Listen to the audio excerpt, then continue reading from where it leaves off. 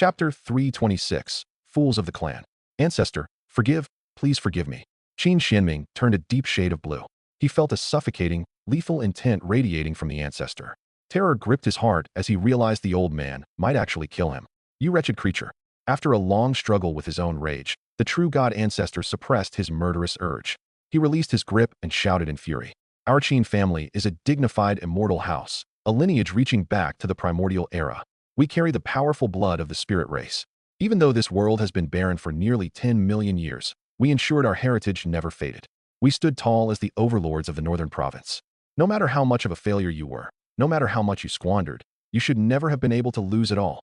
But you, the ancestor, let out a cold, mocking laugh. You did not just squander the family fortune. You dug up our very foundation. Thump. Qin Xuanming reacted instantly, dropping to his knees. He slammed his forehead against the ground repeatedly, his voice filled with grief. Please calm yourself, ancestor. Please calm yourself. This is entirely my fault. I deserve 10,000 deaths for my crimes. But our family has fallen to such a state. We must find a remedy immediately. Otherwise, when the great age fully descends, the Qin family will surely be wiped out. Now you worry about a remedy? Where was this clarity before? The rage the ancestor had tried to push down flared up again. He delivered a swift kick to Qin Xuanming's chest. The impact caused the man's ribcage to collapse inward. The ancestor was a true god. Even in his withered state, his physical power was unmatched. A kick from him was far more than a mere sovereign like Qin Xuanming could endure. Spluttering blood, Qin Xuanming could only endure the agony. He did not even dare to use his internal energy to heal himself. He knew his only chance at survival was to let the ancestor vent his frustrations. A remedy? You are a pathetic sovereign. How can you remedy anything? Does it not still fall to me to clean up your mess? The ancestor continued to curse, his temper still simmering. He added 2 more kicks for good measure, making blood spray from Qin Xuanming's mouth. Only then did his anger subside slightly. He looked up at the broken ruins of the Qin Divine Mountain and let out a long, weary sigh. I am at the end of my life, yet you will not let me rest in peace. You insist on making me die a violent death. He was already at the limit of his lifespan. His body had decayed under the weight of time, and he had only been clinging to life within the ancestral seal for an absolute emergency. By stepping out now, his life was effectively over. At best, he had 10 days left to live, and that was assuming he consumed almost no energy. This was why he had not immediately hunted down the false gods who had besieged the mountain. He had to use his remaining life to find a way out for the clan. I can only call out to them. The ancestor raised his aged eyes toward the sky. His blurred vision seemed to pierce through the world's barrier, reaching out into the deep, starry river. Fortunately, the shackles of this world are fading and the barriers have weakened. Otherwise, with my dying strength, I would not even be able to reach them. The Great Age. In this era, our immortal Qin family should have risen with power to restore the glory of the spirit race. The ancestor thought of Xihai, the boy born with divine bones who should have been the clan's greatest hope. If he had been supported by the talented Qin Xuan, would this brilliant era not be theirs for the taking? But the ancestor shook his head sadly, casting aside his complicated emotions. His gaze hardened. The Qin family could not be allowed to perish here. He began to burn his withered, remaining essence to force his body back into its peak state for 15 minutes. His true god power erupted like a pillar of fire, piercing the sky and manifesting grand visions as it forcibly broke through the world's barrier. The entire Xintian realm shuddered. Across the 5 provinces, and even within the forbidden zones, countless beings looked to the heavens in shock. A terrifying crack had appeared in the vast sky. Infinite, mysterious rules of heaven and earth soon emerged to repair the rift, but in that brief window, the ancestor had sent a divine message past the barrier to the Qin people in that other world. The Qin of Xintian face extinction. Come quickly to our aid. As the message was sent, the ancestor's body began to turn translucent. His energy was spent. Within moments, he would turn to ash. Suddenly, the ruined ancestral hall erupted with bursts of divine light. Debris was pulverized as a towering statue was revealed, the statue of the Qin family's first ancestor. 2 beams of ancient light shot from the statue's eyes, connecting with the laws of the world to form a communication screen. On the other end stood a middle-aged man with a majestic face. He looked as if he were the very center of the universe. I am Qin Kongdao, clan leader of the Qin family in the Kunlun Great Domain. It has been 3 million years, Qin of Xintian. Why do you call? The true god ancestor felt a wave of relief. A smile touched his lips. It seemed the group of Qin clansmen who had left Xintian ages ago had truly established themselves in that world. When the ancient catastrophe swept Xintian, the spiritual energy grew thin and the laws of the Dao vanished, making it nearly impossible for those in the divine realm to progress. Many sects chose to leave in search of a new home. They eventually found an ancient world where the fading of the Dao had not hit as hard, and where saints still walked the earth. At that time, nearly 80% of the world's gods left Xiantian to save their own paths. The Qin family was among them. As Xiantian declined further, the world's barriers became nearly impenetrable, acting like a seal that blocked even messages. Contact had been lost for eons. Until today, the ancestor had only hoped he could reach them. Looking at Qin Kongdao's aura, it was clear his cultivation was already far above his own. The Qin family in that world was thriving. In his final moments, the ancestor recounted everything: the history of their decline, the current situation in Xiantian, and the rising crisis. As his body began to dissolve into light, he looked at Qin Kongdao and spoke with solemn intensity. As members of the spirit race, our roots are in Xiantian. This world must not be lost. I beg you to send people to support the Qin of Xiantian, to compete in the Great Age, and to help us restore our former glory. A flash of spiritual light passed, and the ancestor vanished as ash upon the wind. A Great Age? The Earth Emperor's secret realm? Qin Kongdao narrowed his eyes, showing a hint of interest. The Earth Emperor was a supreme powerhouse of the primordial era. If that secret realm truly held his treasures and legacy, it was a staggering opportunity even in his world. He nodded slightly and looked at Qin Xuanming on the screen. Within half a day, I will send people to support the Qin of Xiantian and seize the opportunities of this era. As for Ying Sihai, the emperor who had nearly destroyed the local branch, Qin Kongdao had no interest in cleaning up that particular mess. They were all of the Qin bloodline. It didn't matter who they supported, as long as the person was useful and obedient. Qin Xuanming wiped the blood from his face and nodded frantically, his voice shaking with excitement. Thank you. We are in your debt. For the next few hours, Qin Xuanming and the remaining 500 clansmen waited in anxious silence. 3 hours later, the eyes of the first ancestor's statue erupted with brilliant light once more. The laws of the world converged to form a massive transportation array. A long, ancient aura drifted out like morning clouds. A terrifying pressure began to rise like a tide, and within moments, it weighed down upon the entire northern province. Old monsters in the other 4 provinces felt the shift and turned their suspicious gazes toward the north. Finally, the distortion of time and space faded from the array. Over a dozen figures appeared. At the head of the group stood 2 individuals whose presence was unmistakable. Both were true gods. Chapter 327. Are you even worthy of terms? 2 true gods and 10 young geniuses. The figures of the true gods were hazy, shrouded in the shifting laws of reality. Their terrifying auras felt like a bottomless abyss, crushing and unpredictable. The 10 young geniuses stood with indifferent expressions. They looked upon Qin Xuanming and the other members of the local Qin clan with faint curiosity and blatant condescension. Every one of them was in the Tianyuan realm. More shockingly, the leading pair, a man and a woman wearing spirit jade at their waists, radiated the subtle, profound aura of the Dao integration realm. The Dao integration realm? Qin Xuanming stole a glance at the 10 youths, his gaze lingering on the lead pair. His heart hammered against his ribs. Had the Qin family in that other world truly grown to such an exaggerated level of power? The shock was quickly replaced by a surge of ecstasy. With the support of such a formidable clan, the Xiantian branch could not possibly be destroyed. They might even have a chance to seize the fortunes of this great age and claim the throne of the entire Xiantian realm. After all, their kin had sent 2 true gods at once. Even the longevity Jiang family in the eastern province, deep as their foundations were, only boasted 2 true gods, and one of those had only just broken through. Compared to this reinforcements, the Jiangs looked insignificant. The 500 survivors of the Qin lineage shared his excitement. Their faces lit up with hopeful smiles. The Qin family had a future. May I ask how to address our 2 senior brothers? Qin Xuanming asked cautiously, looking toward the 2 true gods. You may call me Superior Qin Ji, Qin Ji replied, glancing at Qin Xuanming with total indifference. Superior Qin Tong, the other added briefly, as if the man before him was not worth another syllable. This cold, superior attitude caused Qin Xuanming's heart to sink. A premonition of dread began to stir within him. Superior Qin Ji? They were both of the Qin family, sharing the same bloodline. Why was there such a freezing distance between them? A moment later, his dread became reality. Where is this great Qin empire? Superior Qin Ji asked. It is in the central region of the northern province, about 300,000 miles to the east, Qin Xuanming answered instinctively. He opened his mouth to ask what they intended. Before he could speak, Qin Ji swept his sleeve. In an instant, Qin Xuanming and the 500 remaining clansmen were pulled into his palm by a terrifying force. Along with Qin Tong and the 10 geniuses, they stepped through the void. In a heartbeat, they appeared above the capital city of the great Qin Empire. The heavens roared. Qin Ji and Qin Tong released the full pressure of the true God realm. It felt as if a massive, divine mountain was crushing down upon the great Qin Empire. Tens of thousands of cultivators within the capital looked up at the sky, their faces twisted in horror. True gods. And 2 of them. Superior Qin Ji looked down at the capital and spoke with icy detachment. Where is Ying Sihai? A man standing 8 feet tall with a powerful, sturdy frame stepped slowly out of the great imperial palace. He wore a black dragon robe and was followed closely by a false god ancestor. This was Xihai. He stepped into the high air, meeting Qin Ji's gaze with a steady, calm expression. Even though the crushing pressure of a true god was causing cracks to spiderweb across his skin and blood to seep through his robe, his face did not change. A true ruler remains unmoved even if Mount Tai collapses before him.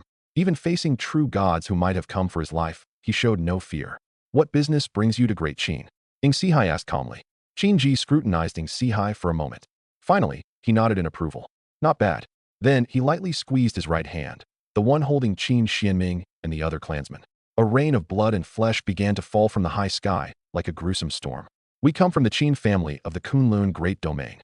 Our lineage originated from the Qin of Xintian. Having received a call for help, we descended to support this branch and rebuild the foundations of an immortal house. However, Qin Ji looked at Xihai and smiled faintly. I believe you are more suitable. The false god ancestor standing behind Xihai suddenly remembered the legends of that other world. His expression shifted as he quickly sent a private transmission to the emperor explaining the situation. Xihai frowned slightly, watching the red rain fall. Somewhere in that mess was what remained of the Qin clan leader. He lowered his eyes in thought. So, Qin Xuanming had planned to bring these two true gods to flatten the great Qin Empire, only to be discarded in an instant? Most people ruined their families piece by piece, but Qin Xuanming had the sheer audacity to dig up his own ancestral roots in one go. Are you suggesting that I should rebuild the Xintian Qin family? Xihai asked, his voice deep. Whether you rebuild it or not makes no difference. As long as you obey us, everything is negotiable. Even keeping this great Qin empire of yours is acceptable. Qin Ji glanced over the capital city, his brow arching. Using Qin as a dynastic name, this Xihai truly harbored a deep hatred for the local Qin branch. Then again, having one's divine bones stolen and one's destiny severed was indeed a grudge that could not be settled under the same heaven. Using the name Qin was technically an insult to the main family line, but they were not on the same level. A dragon does not concern itself with the anger of an ant. Obey you. Xihai's eyes darkened. He knew the weight of two true gods. This was a force the great Qin Empire, still in its infancy, could not hope to resist. His inner fury flared, but he forced it down.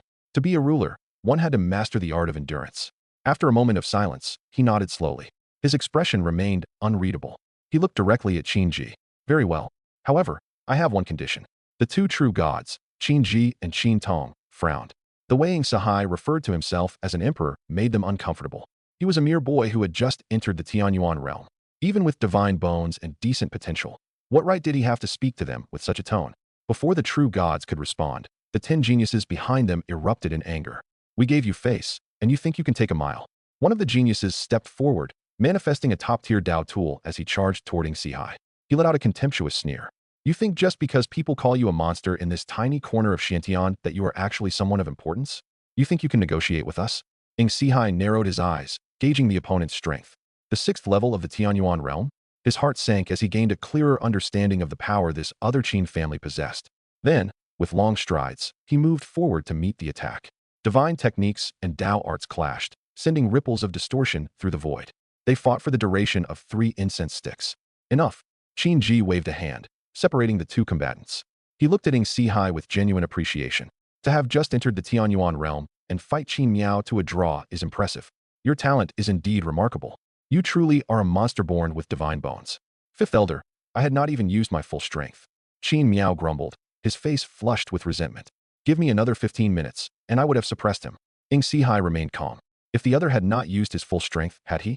He had not even activated his divine bones yet. An emperor was always the best at hiding his true depth. However, he noted silently, this Qin Miao is likely the weakest of the 10. His gaze surreptitiously swept over the other 9, pausing on the man and woman with the spirit jade. His pupils contracted slightly. The Dao integration realm? They looked no older than 100 years, yet they had already reached such a height. The pair noticed his gaze but ignored it. To them, a newcomer to the Tianyuan realm fighting Qin Miao to a standstill was only moderately interesting. As for comparing him to them, he was still worlds away. Chapter 328. Slaughtering a sect. The heavens have changed. State your conditions. Qin Ji looked at Xihai with growing approval. Born with divine bones in this barren Xintian realm, the youth had managed to reach the Tianyuan realm at such a young age and fight Qin Miao to a draw. More importantly, he possessed the cold ruthlessness of an emperor, having personally dismantled the Xintian branch of the Qin family. He was an exceptional seed. Qin Ji was already considering taking him back to the main Qin family after their geniuses secured the Earth Emperor's secret realm. Letting such a talent remain in this desolate world would be a waste of his potential. The Wuji Sacred Land is a longevity sect ranked 7th in the northern province. They border my great Qin Empire, and friction has been constant. However, they are guarded by an ancestor at the half-step True God realm. My empire cannot swallow them alone, Ing Sihai said calmly. Qin Ji smiled, understanding the request instantly. Simple enough. I will go and slaughter them now. He knew of the Wuji Sacred Land. Their ancestors had actually left Xiantian alongside the Qin family long ago. Unfortunately, that branch had run into bad luck upon arrival and was wiped out by a local demonic sect. This meant the Wuji Sacred Land had no backers in the upper world. Dealing with them would be effortless. Half a day later, the Wuji Sacred Land was no more. 30,000 disciples, along with their half-step True God Ancestor, were laid out in neat rows before the gates of their own temple. Almost simultaneously, the two true gods, Qin Ji and Qin Tong, made a high-profile announcement. They would support the Great Qin Empire. Anyone who dared offend Great Qin would share the fate of the Wuji Sacred Land. The decree of the true gods shook the entire realm. When had two more true gods appeared in Xiantian? And how could they simply wipe out a longevity sect overnight?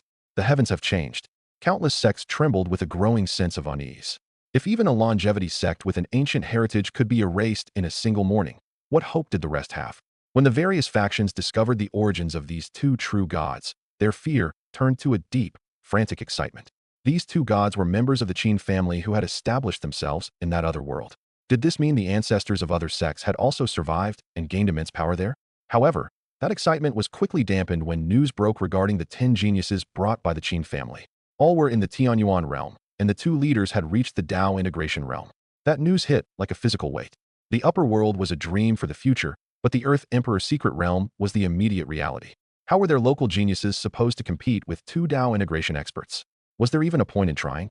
Meanwhile, Jiang Xuan had successfully processed his gains from the Demon Cave and broken through to the Tianyuan realm. He had once again mimicked the refined tribulation farming techniques of his ancestor, Jiang Changshu, to siphon energy from the heavenly lightning. Unlike the true God's secret realm, where a false god had practically delivered energy to him, this harvest was smaller. It only managed to push his lightning cultivation to the middle stage of the Dao domain. His fiancée had been a bit unreliable lately as well. The warmth she provided was far less than before. Even with a guaranteed critical strike, the feedback rewards were average, only raising his fire cultivation to the middle stage of the Dao domain and bringing his vermilion bird holy body to the minor completion stage. It was hard to judge his progress. Since forging the vermilion bird holy body, he had not paid much attention to it. In summary, the 3 great paths he mastered were all at the middle stage of the Dao domain. To be honest, it felt slow to him.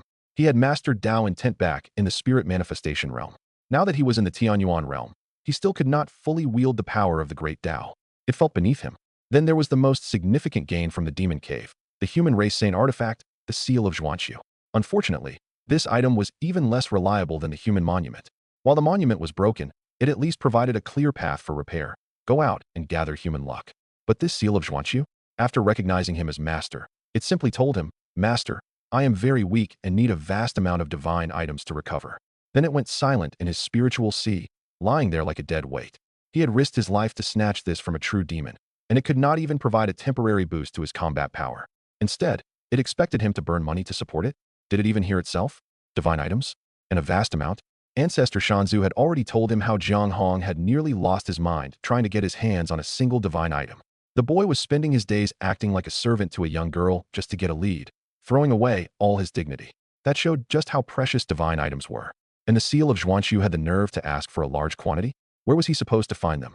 He could not exactly follow Jiang Hong's lead and become a boy toy for resources. The only consolation was that as a saint artifact of the human race, it successfully suppressed his bloodline curse. It extended his lifespan by 20 years. It was truly a cause for celebration. A peerless genius of the Tianyuan realm now possessed a total lifespan of 90 years. There were other minor gains not worth much mention. His reincarnation secret art improved slightly. To put it visually, the phantom of reincarnation in his dantian had moved from being transparent to having a clear outline. The world tree seedling had sprouted its 3rd leaf. In the tree's own words, "Master, just you wait. If we see that Ming Kong guy again, you won't even have to get your hands dirty. I can whip him to death myself." Finally, the ancestor's inheritance had loosened, giving him a tiny glimpse into its mysteries before he even reached the true God realm. The harvest from the Demon Cave was really underwhelming. Jiang Xuan sighed with dissatisfaction. He looked at the dark-faced Jiang Changshu and said, "Ancestor, Could you repeat what you just said? Jiang Changshu glared at him. The Qin family from that other world has sent 2 true gods to Xiantian. They brought 10 geniuses, all in the late Tianyuan realm, and 2 of them have already stepped into the Dao integration realm. Jiang Xian stared at Jiang Changshu in silence for a moment before he finally lost his composure. Are you kidding me? Why? He had worked himself to the bone for months just to reach the Tianyuan realm. Then these people show up with some mechanical god intervention and start at the Dao integration realm? Ancestor, I am tired. Can I just retire now? Jiang Changshu's eye twitched. He fought the urge to hit the boy, staring at him with a fake smile.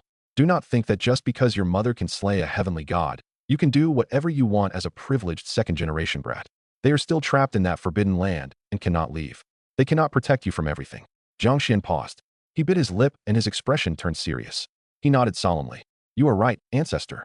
I cannot rely on my parents for everything. A man must be strong on his own. In the struggle of the great age, no matter how strong your background is, if you are a fool, your success will only be a fleeting illusion. Jiang Changshu hesitated, narrowing his eyes at Jiang Xian. He had a gut feeling that something was wrong. But the times have changed, Jiang Xian continued, his voice heavy with concern. Bizarre geniuses and monsters are appearing everywhere, each one more freakish than the last. Now there are even 2 Dao integration experts. I have only just entered the Tianyuan realm. I fear I cannot compete. Jiang Changshu said nothing. Especially now that my identity is completely exposed, Jiang Xian added. The world knows I was Jiang Kun in the true God secret realm. They know I am the genius with the ancestral bloodline. They even know I was Jiang Bei in the demon cave. I have surely offended many people. Many are likely watching me right now, waiting to kill me for my treasures. But the techniques I have are too few. My trump cards are even fewer. Jiang Xian stared at Jiang Changshu with absolute sincerity. This is very dangerous. I feel powerless. I can barely ensure my own safety, let alone compete with those freakish monsters. Jiang Changshu felt a jolt of alarm. He had a very bad feeling about where this was going. So, Jiang Xian gave a shy smile. Ancestor, you have so many trump cards. Could you give me a few? Not many. Just 80 or 100 would do. Chapter 329, Jiang Wudi comes calling. Jiang Changshu looked at Jiang Xian without expression. He did not speak. Instead, he casually rested the edge of his blade, Qing Feng, against Jiang Xian's neck. He spoke softly. My apologies. My hearing has been a bit poor lately. I did not quite catch that. Would you care to say it again? Jiang Xian's lip twitched. He felt helpless. Ever since the ancestor was tricked out of that bed by the young girl, he had become increasingly difficult to fool. The ancestor Jiang Qingtian was much more likable. He was a man of true character. Even after the young girl had used up 10 of his Dao herbs, he could still manage a smile. Before leaving, he had even warmly gifted Jiang Xian a life-saving protective charm capable of negating a full-strength strike from a true god. In fact, Jiang Qingtian's departure was for Jiang Xian's sake. Based on information provided by the rebellious immortal regarding a treasure known as God's Grace, Jiang Qingtian speculated that the hidden vault containing it was likely a lost site of gods and demons. It was bound to be filled with great danger, but alongside that danger, there would be unexpected opportunities. Thus, Jiang Qingtian had volunteered to explore the ruins and retrieve God's grace for him. It was simply a matter of turning the pages. Of course, the wisp of great sun, divine fire likely deserved some of the credit as well. Ancestor, this manual is quite impressive. Jiang Xian looked at Jiang Changshu with surprise. Although he had only just scratched the surface, he felt his combat power in the path of the sword had increased by at least 30%. To put it plainly, if he had known this manual back in the demon cave, he could have crushed Ming Kong without revealing any of his other trump cards. Why did you not give me such a powerful technique sooner? Jiang Xian asked with a hint of resentment. Jiang Changshu's lip twitched. Do not take your luck for granted. How was I supposed to know a sword cultivator like you did not know any sword arts? Internally, he was shocked. The boy's comprehension was far too exaggerated. This obscure and difficult manual had been mastered at the entry level in an instant. The Great Sun Sword Manual was the foundation of the Pure Yang Sword Palace. However, since the ancient era, no one in that palace had been able to comprehend it. Over time, it had become a useless relic. Eventually, the ancestor had managed to obtain it through a rather complicated process involving a bit of trickery. He had made the Pure Yang Sword Palace believe they were getting a great deal by trading the manual to him. The trade? A broken saint artifact. It was so damaged that it only retained the aura of a saint artifact while its actual power was no greater than a common spirit tool. Word was that those fools at the Pure Yang Sword Palace were still happily enshrining that artifact, too afraid to even use it. Because the manual was so difficult to understand, and because the 13 strikes relied entirely on self-realization, the ancestor had never bothered with it. He was not a dedicated sword user and did not have the energy to spare. He had thrown it aside and forgotten it until today. He had only given it to Jiang Xian to get the boy to stop pestering him. He never expected his comprehension to be so monstrous. Jiang Xian smiled sheepishly. I had no choice. I have been advancing too quickly lately. The sword arts I learned in the past simply cannot keep up. Jiang Changsho's eye twitched again. He knew the boy was telling the truth, but it made him want to hit him all the same. Suppressing his emotions, the ancestor turned serious to discuss business. The geniuses and monsters of all factions are gathering at the Great Gone Immortal Dynasty for the Earth Emperor's secret realm. What are your plans? When do you intend to set out? Jiang Xian stopped joking. He thought for a moment and looked toward the cultivation caves where Jiang Xuan and the others were staying. Once they finish their seclusion, we will move. He could roughly sense their current state. They had accumulated a great deal in the demon cave and were likely undergoing significant transformations. However, how far they could transform and whether they could still keep pace with him remained to be seen. The times had changed. Overnight, the standard for a genius was no longer measured by the hidden dragon list. Even he could not claim to be 100% invincible among his peers anymore. At most, he was 98% certain. If Jiang Chun and the others could not keep up, he would have to send them back to the Jiang family to train and grow alongside the rest of his developing followers. The situation was too tight. Even if he wanted to bring them along, they had to prove they were still qualified to stand by his side. Just then, an unexpected guest arrived. It was the false god of the Jiang family, Jiang Wudi. Chapter 330. The ancestor has too many grudges. Challenging me. Jiang Changsho looked at Jiang Wudi with a peculiar smile. He could not resist a bit of sarcasm. To think he would see this day, he felt a deep sense of satisfaction. Jiang Wudi's expression was strained. It was never pleasant for a former rival to witness someone who once lost to him suddenly break the shackles of heaven and earth to reach the true God realm first. One could argue that the current boiling state of the Xiantian realm and the arrival of the Great Age were primarily the handiwork of the man standing before him. Yet, there was nothing Jiang Wudi could do about it. To be weaker was to be at a disadvantage. To fall behind was to invite a lecture. As the world's constraints faded, the peak sovereigns and false gods of various factions finally saw their opportunity. Breakthroughs were happening like a sudden spring tide. In just a few days, Jiang Wudi had sensed at least 5 old monsters in the southern province alone stepping into the true God realm. Under the protection of the desolate Heaven Divine sect, the Jiang family had established a firm foothold in the southern province, and everything seemed to be flourishing. However, their peak power was beginning to feel insufficient. Jiang Wudi had yet to grasp his own moment of breakthrough. He had reached the absolute limit of the false god realm and could rightfully be called invincible among his peers, yet he could not feel that spark of insight required to force through the barrier. Perhaps with more time, he would find it. He had enough confidence in his own aptitude and foundation. But the current situation in Xiantian would not wait for him. Thus, he had come with absolute resolve to challenge Jiang Changsho to a formal battle. Of course, calling it a challenge was merely a way to comfort his own ego. In truth, he was here to seek the Tao. I ask for your guidance. No matter how bitter he felt inside, Jiang Wudi performed a perfect formal salute. Jiang Changsho laughed, his heart finally at ease. Come then, I will teach you today, and I hope you gain something from it. Jiang Changsho was the first to ascend into the high sky. Jiang Wudi followed closely behind. Together, they waved their hands to set up a barrier between heaven and earth, ensuring the shockwaves of their battle would not leak out and cause unnecessary devastation. Then, the formal battle began. Jiang Xian glanced up once before withdrawing his gaze. He did not yet have the standing to interfere in a fight of that caliber. Besides, he had other matters to attend to. Jiang Chun, Jiang Qing, and the others had finally emerged from their seclusion. Greetings, young patriarch. The 4 geniuses of the Jiang family, along with Jiang Qing and Jiang Hong, all bowed respectfully. Jiang Xian nodded slightly, using a wave of his hand to lift them up. He got straight to the point. How is your progress? Young king, I have entered the Tianyuan realm. Jiang Chun was the first to report, though his face showed no joy. They were well aware of the current state of the realm. They understood that the young king was testing them to see if they still had the right to follow by his side.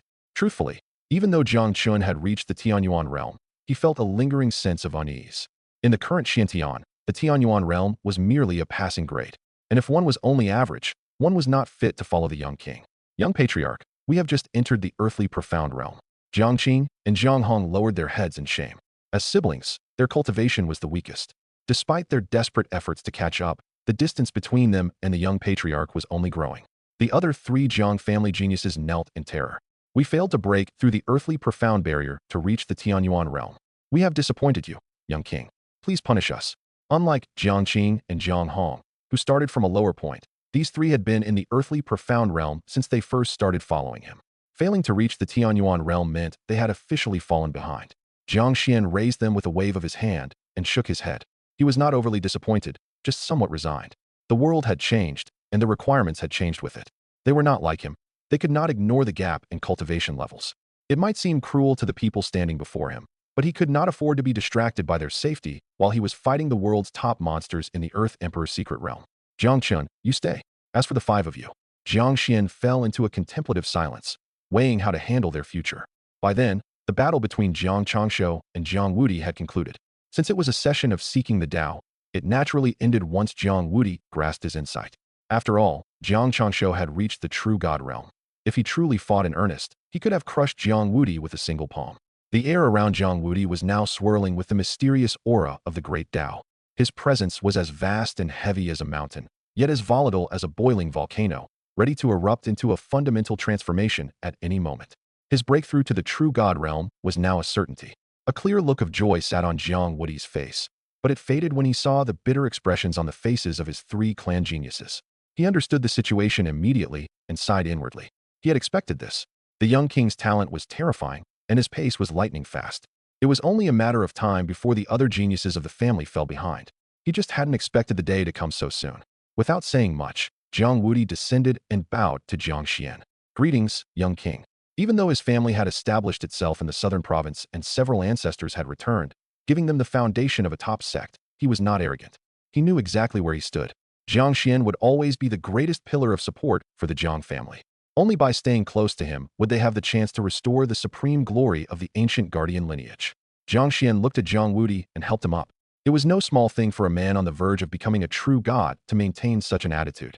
Because of Jiang Wudi's loyalty, Jiang Xuan reached a decision regarding the other five. I have a matter that requires your help, senior, Jiang Xuan said. The young king need only give the command. Jiang Wudi patted his chest. Whether it is climbing a mountain of blades or diving into a sea of fire, even if you want me to march on the great gone immortal dynasty right now, I will not say a single word of protest. Jiang Xuan broke into a sweat. That is not necessary. March on the great gone. His fiancée was the ninth saintess of Great Gone, making the empire essentially his future in-law's home. No sane man would lead an army against his father-in-law. Jiang Xuan might not have noticed, but Jiang Changshu's expression nearby turned noticeably stiff. How does this guy know I have a grudge against the Great Gone immortal dynasty? Jiang Changshu wondered, feeling a sudden pang of regret. He should have hit Jiang Wudi harder during their sparring session. Once you have broken through to the true God realm, I hope you can act as a Tao protector for these five, Jiang Xuan explained. Provide them with a degree of protection during their trials. Jiang Wudi was surprised, not quite understanding the intent, but he immediately nodded in agreement. No problem. Thank you, senior. Jiang Xuan turned his gaze to Jiang Qing and the other four. I am aware of your talents, but staying by my side is no longer appropriate. It would not only fail to help me, but would also hinder your own growth. I am giving you a task now, which is also an opportunity. When you complete this task, you may return to the team and continue following me. The five of them straightened their backs and bowed. Please give us your instructions, young king. A slayer of 10,000. Jiang Xuan spoke in a deep voice. You will travel through Xiantian and seek out opponents who are an entire major realm higher than yourselves. Defeat or kill them. Once you have reached 10,000, you may return. The hearts of the five tightened. 10,000. This was a grueling challenge, and there was a high probability they would fall along the way. But if they succeeded, they would undoubtedly become the young king's most trusted inner circle and his most formidable generals in the future. On the day the young king attained the status of human king, they would be peerless experts whose names shook the world, just like the Blade Ancestor. The five knelt on one knee and spoke with conviction. We obey the young king's command. Without further delay, Jiang Wudi quickly departed with the five. He had captured his moment of insight and needed to return to prepare for his tribulation and breakthrough. Afterward, Jiang Xuan set out as well, taking Jiang Xuan and the young girl toward the Earth Emperor's secret realm of the Great Gone immortal dynasty. On the immortal ship, Jiang Xuan turned to the older man. Ancestor, do you have a grudge against the Great Gone immortal dynasty? He had caught the unnatural look on the ancestor's face earlier and was curious. From what he knew of his elder, Jiang Changshu was usually the one making others suffer. He had rarely seen the man look awkward. Jiang Changshu's lip twitched. He couldn't hide it after all. His glorious reputation had a bit of a stain. It is nothing much. The Great Gone has always been aggressive, especially the current emperor, Nangang Bashuan. His methods are particularly sharp and domineering. Years ago, while I was searching for divine items to break through to the false god realm, I heard he possessed a top-tier Dao herb called the Phoenix Blood Ratio.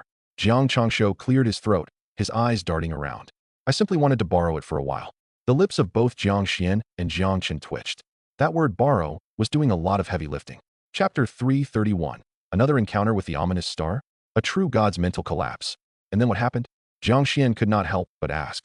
I did not expect that fellow to be so petty, Jiang Changshu said, curling his lip in clear frustration. His tone made it obvious he still held a grudge over the events of the past. That guy could not beat me himself, so even after he lost the Dao Herb to me, he played the rogue. He called out every single noble and marquis of the great Gan immortal dynasty to block my path. He told me I could not leave until someone finally managed to defeat me. Damn, Jiang Xuan spat, his voice rising with indignation. The great Gan dynasty deserves its reputation as the hegemon of the central province. They truly have deep foundations. Their overall strength is clearly a level above other top-tier sections. Back then, those 9 great nobles were all at the peak of the sovereign realm, and not a single one was much weaker than I was at the time. I had to exert every ounce of my strength just to break through their encirclement and escape. He let out a sharp huff. Even though I later broke through to the false god realm, I was delayed by other matters and never found the time to go back and settle the score. Jiang Xuan was at a loss for words. A wave of worry washed over him. About this trip to the Great Gan dynasty. You are not planning to start a fight, are you? This was a nightmare scenario. If he beat up his future father-in-law before even seeing his fiancée, it would be beyond rude. Nangong Manhua was now the 9th saintess of the Great Gan, which technically made the emperor his father-in-law. Jiang Changsho waved a hand dismissively. We will see. For your sake, I suppose I can try to show some restraint. Jiang Xuan felt even more uneasy at that. It was just borrowing a Dao herb. What is the big deal? Suddenly, the young girl hopped forward, her face puffed out with indignation. She raised her small, round fists. How dare he bully my grandpa? I am going to beat him until his head looks like a pig. Jiang Xuan glared at her and snapped. Go away. This is adult business. Do not butt in. Jiang Changsho, however, was quite touched. He smiled and patted the girl's head affectionately. You have grown up, little one. You already know how to share your grandpa's burdens. He chuckled, but then his expression turned serious. However, that Nangong Bashuan belongs to the same era as I do. He entered the false god realm long ago. Now that the shackles of heaven and earth are fading, he is likely preparing for his tribulation.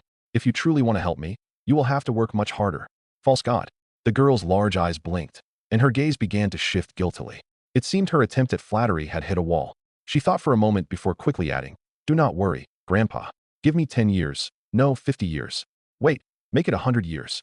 In 100 years, I will definitely help you get revenge and beat that great Gan emperor into a pig. She raised her fists again and released her cultivation. A sacred, supreme true dragon aura erupted like a vast, raging tide, weighing down on the surroundings. Jiang Qin's body immediately bent under the pressure. He trembled uncontrollably, his heart filled with sheer terror. Even Jiang Xian's face changed as he felt a wave of discomfort. Jiang Changsho raised an eyebrow, his expression shifting from calm to absolute shock. What the Dao integration realm? The girl pulled back her aura and giggled. Grandpa, I have already reached the Dao integration realm. Give me 100 years, and I can definitely help you get your revenge. Silence fell over Jiang Changsho, Jiang Xian, and Jiang Chun. After a long silence, Jiang Xian finally accepted the fact that his daughter was in the Dao integration realm. He looked at her with a complicated expression, filled with curiosity. When did you break through? Well, the girl sucked on her finger as she thought it over. Grandpa Jiang Qingtian gave me 10 Dao herbs earlier. I finished them and reached the 5th level of the Tianyuan realm. Then, right before he left, he stuffed another 10 Dao herbs into my hands. As she spoke, she shot a pointed, unmistakable look toward Jiang Changsho. Then she blinked and laughed. And then I reached the Dao integration realm. 20 Dao herbs to reach Dao integration. Jiang Xian felt his heart bleeding at the sheer cost. However, there was not much he could say. She had obtained those herbs from ancestor Jiang Qingtian through her own merit.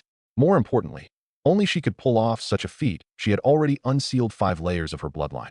So her cultivation was simply a matter of accumulating enough energy. Swallowing 20 Dao herbs to reach Dao integration was perfectly logical for her. If anyone else had tried that, they likely would have exploded from the sheer volume of power. Furthermore, for most people, the bottleneck was always their mental state and comprehension. If your understanding did not keep up, then 20, 200, or even 20,000 herbs would be nothing more than a waste of resources. This daughter of yours. Jiang Changsho looked at Jiang Xian, struggling to find words. 1,000 thoughts were stuck in his throat, but in the end, only one word came out. Incredible. At this rate of growth, why would she need 100 years to beat Nangong Bashuan into a pig? He seriously suspected that if she had enough Dao herbs, she could flip the entire Great Gan dynasty upside down by tomorrow. Jiang Xian's lip twitched as he rubbed his temples.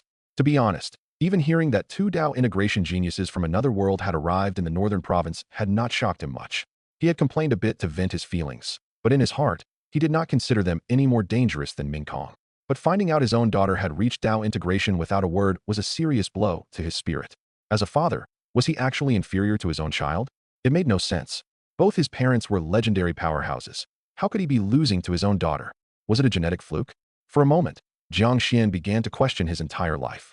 Meanwhile, Jiang Changsho was already laughing as he picked the girl up. He spoke with newfound generosity. Tell me, what do you want? Grandpa is happy today, so whatever you ask for, I will give it to you.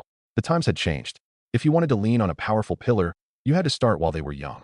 The girl blinked her large eyes and thought for a second before nodding decisively. Grandpa, can I have everything? Jiang Changsho's expression froze. The arm holding the girl trembled. He knew she was difficult to fool, but he never imagined she would be more shameless than her father. Have everything? She certainly had the nerve to ask. Well, Jiang Changsho gave a dry laugh. My inheritances are too messy.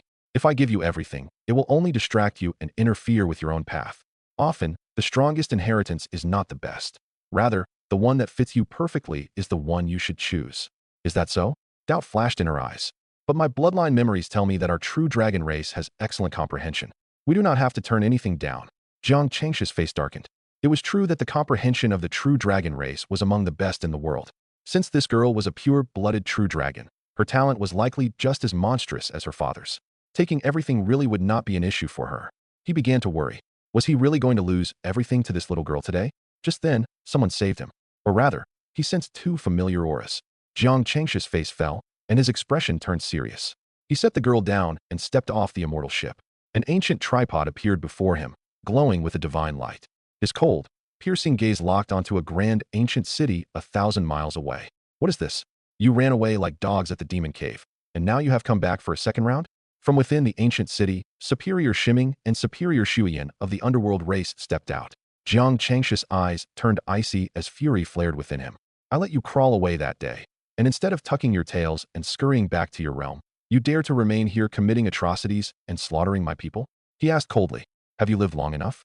Because I am happy to end it for you. As the cold, divine words left his lips, Jiang Changsho's figure flickered through the void.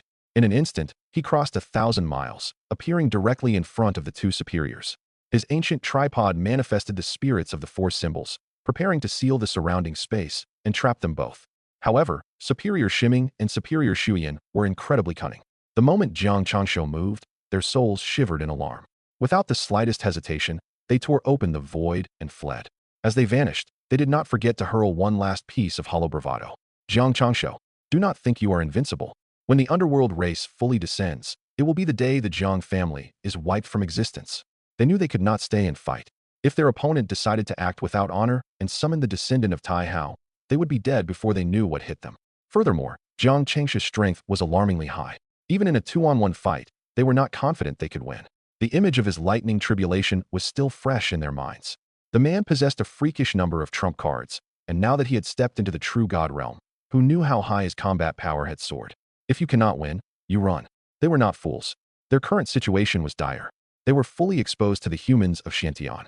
If not for the approaching Great Era, where every major sect was busy promoting their own geniuses and preparing for the coming struggles, the underworld race and the great underworld immortal dynasty would likely have been dismantled already. Ironically, it was precisely because the major powers were so self-interested, unwilling to be the first to expend their strength for the common good, that the underworld race had found the breathing room to gather strength. They were systematically converting every cultivator within the great underworld borders into soldiers, preparing for a full-scale invasion once the Shantian barrier finally dissipated. Humans were always like this. Until the blade was pressed against their own throats, they would never stand as one. The underworld race had suffered an early setback, but humanity was giving them a second chance. The game was still in play. For now, the two superiors had one job: survive. They would use the power of the great underworld immortal dynasty to turn this corner of the world into their own territory. Then, when the time was right and the barriers fell, they would march upon the rest of Shantian. Damn, they moved fast. Jiang Changsho watched them vanish, his lip twitching in disbelief. Two true gods against one, and they did not even dare to exchange a single blow. In all his years, he had never seen anything like it. Chasing them was out of the question. Between true gods, if the void is not sealed in advance, it is nearly impossible to keep an opponent from escaping, even with superior strength. The higher the realm, the harder it is to kill. Anyone who lives that long is bound to have a handful of life-saving tricks up their sleeve. Jiang Changsho shook his head and pushed the matter aside. He turned his attention to the city and waved a hand, shattering the reincarnation array. Without a master to guide it, even the most powerful formation was useless. He stepped back onto the immortal ship and explained the situation to Jiang Xuan. His expression was grim. This is likely happening all across the great underworld territory. Those two true gods are probably trying to refine every living soul here into a puppet. If we allow the underworld race and this dynasty to persist, it will eventually lead to a catastrophe, he warned. Jiang Xuan's face darkened, his eyes burning with rage. The actions of the underworld race and the great underworld dynasty were beyond unforgivable. They deserved to be torn into 10,000 pieces. But then, remembering the reality of the world, Jiang Xuan frowned and sighed. The people are not united. The thousands of factions in Xiantian all have their own agendas. Even if my Jiang family ignored the risks and sent out all our experts to purge the underworld, the other sects would likely just watch from the sidelines. They would wait to act as the fishermen, hoping to profit from the aftermath. He gave a cynical laugh. In fact, many would probably love to see us take the lead, hoping we emerge weak so they can tear a piece of meat off the Jiang family for themselves. These days, there is no shortage of shameless people. Jiang Changshu nodded in agreement. Those short-sighted fools will not scream until they feel the pain themselves. Let us wait and see for now, Jiang Xuan said softly, his gaze deepening. Ming Fan chose to handle this himself, so we should see what his efforts yield. If he can set things right, take control of the dynasty, and expel the underworld, that is for the best. If he cannot, we will come back and level this place once the time is right. You think that kid can actually pull it off? Jiang Changshu asked with interest. Who knows? Man proposes, but heaven disposes. The fact that he stepped up to take responsibility instead of running away is already impressive. We cannot ask for much more than that. The enemy he faces is the underworld race, a force far beyond him. Jiang Xuan shrugged, his voice carrying a note of genuine admiration for Ming Fan. It is no wonder they say a person with a 7-aperture exquisite heart is destined to become a sage of humanity. To outsiders, Ming Fan's decision to stand against Ming Kong and the underworld race looked like a suicidal attempt to stop a carriage with a blade of grass. But to Ming Fan, as the 9th prince of the great underworld, it was his duty. It was something he had to do, even if it meant death. Jiang Xuan suspected that the moment Ming Fan made his choice, he had already prepared himself to die for his ideals. Of course, Ming Fan was not entirely without hope. As one of the only 2 immortal dynasties in the central province, the power of the Ming imperial family could not be that weak. They were not simple puppets to be toyed with. A power like that was almost certain to have ancient monsters of the true god level hidden in the shadows. It all came down to whether Ming Fan could convince those ancestors to stop being indecisive and unite against the invaders. Ming Fan had hinted before that the ancestors were hesitant. Their attitude was vague at best and spineless at worst. Whether Ming Fan could flip the script and become the heart of the Ming family would depend entirely on his own fate. Soon after, the group resumed their journey. The immortal ship cut through the clouds, racing toward the Earth Emperor's secret realm within the Great Gone immortal dynasty. Perhaps because the emergence of the secret realm was blessing the land, the atmosphere changed the moment they crossed the border. The spiritual energy in the air became significantly denser. Occasionally, they could even see brilliant phenomena in the distance, signs of spirit herbs evolving or divine weapons being forged. Naturally, where there were omens, there was bloodshed. Along the way, Jiang Xuan and his group witnessed more than a dozen battles between young geniuses fighting over opportunities. This journey also showed Jiang Xuan just how terrifying the Jiang family's reputation had become. Whenever their ship passed over a battlefield, the geniuses who were fighting to the death would instantly stop. They would stand respectfully on the ground and bow deeply, waiting for the ship to pass before resuming their struggle. Jiang Xuan found it fascinating, but he enjoyed the convenience. Having a powerful background and a stiff spine made life much easier. Compared to his first outing, where he had to travel in disguise and sneak into secret realms, this was a completely different world. It is no wonder people hate the privileged second generation, Jiang Xuan mused. This really is the life. He had no interest in the treasures the geniuses were fighting over. His standards had reached a point where ordinary herbs and weapons simply did not catch his eye. However, every time he saw a treasure, he couldn't help but think of his daughter using 20 Dao herbs just to reach the Dao integration realm. It made his heart ache. He was beginning to realize he might not be able to afford to raise her. After half a day of travel, the ship crossed over a divine mountain 10,000 feet high. The peaks were draped in lush, ancient greenery. A thick, primal scent of life washed over them like a physical wave. Suddenly, the air hummed. 3 pillars of emerald light erupted from the verdant mountain. Pure life energy filled the surrounding 1,000 miles like a thick spiritual mist. Within those 3 green beams, flowing like liquid, were the physical runes of the great Tao of life. Master, the Qi of life. It is the Qi of life. Inside his dantian, the world tree seedling cried out in pure ecstasy. Chapter 333, a massive opportunity, turn around and run. The Qi of life? Jiang Xuan blinked in confusion. What is that? It is a product of the great Tao of life, Jiang Changshu explained, his voice filled with wonder and suspicion. Legend says the great Tao of life once aligned with the cycles of heaven to conceive life spirits. These are unique entities that transcend the 10,000 races, possessing the heaven-defying power to alter the very boundary between life and death. The Qi of life is the gaseous energy that accompanies the birth of a life spirit, much like the innate energy a child holds upon entering the world. However, while innate energy is merely high-quality spiritual Qi, the Qi of life is considered the highest grade of energy in all the heavens. A single strand of this energy is enough to restore a shattered soul or reshape a physical body. It can allow a powerhouse at the end of their lifespan to preserve their foundation and live out a second life. Jiang Xuan's expression became uncharacteristically solemn.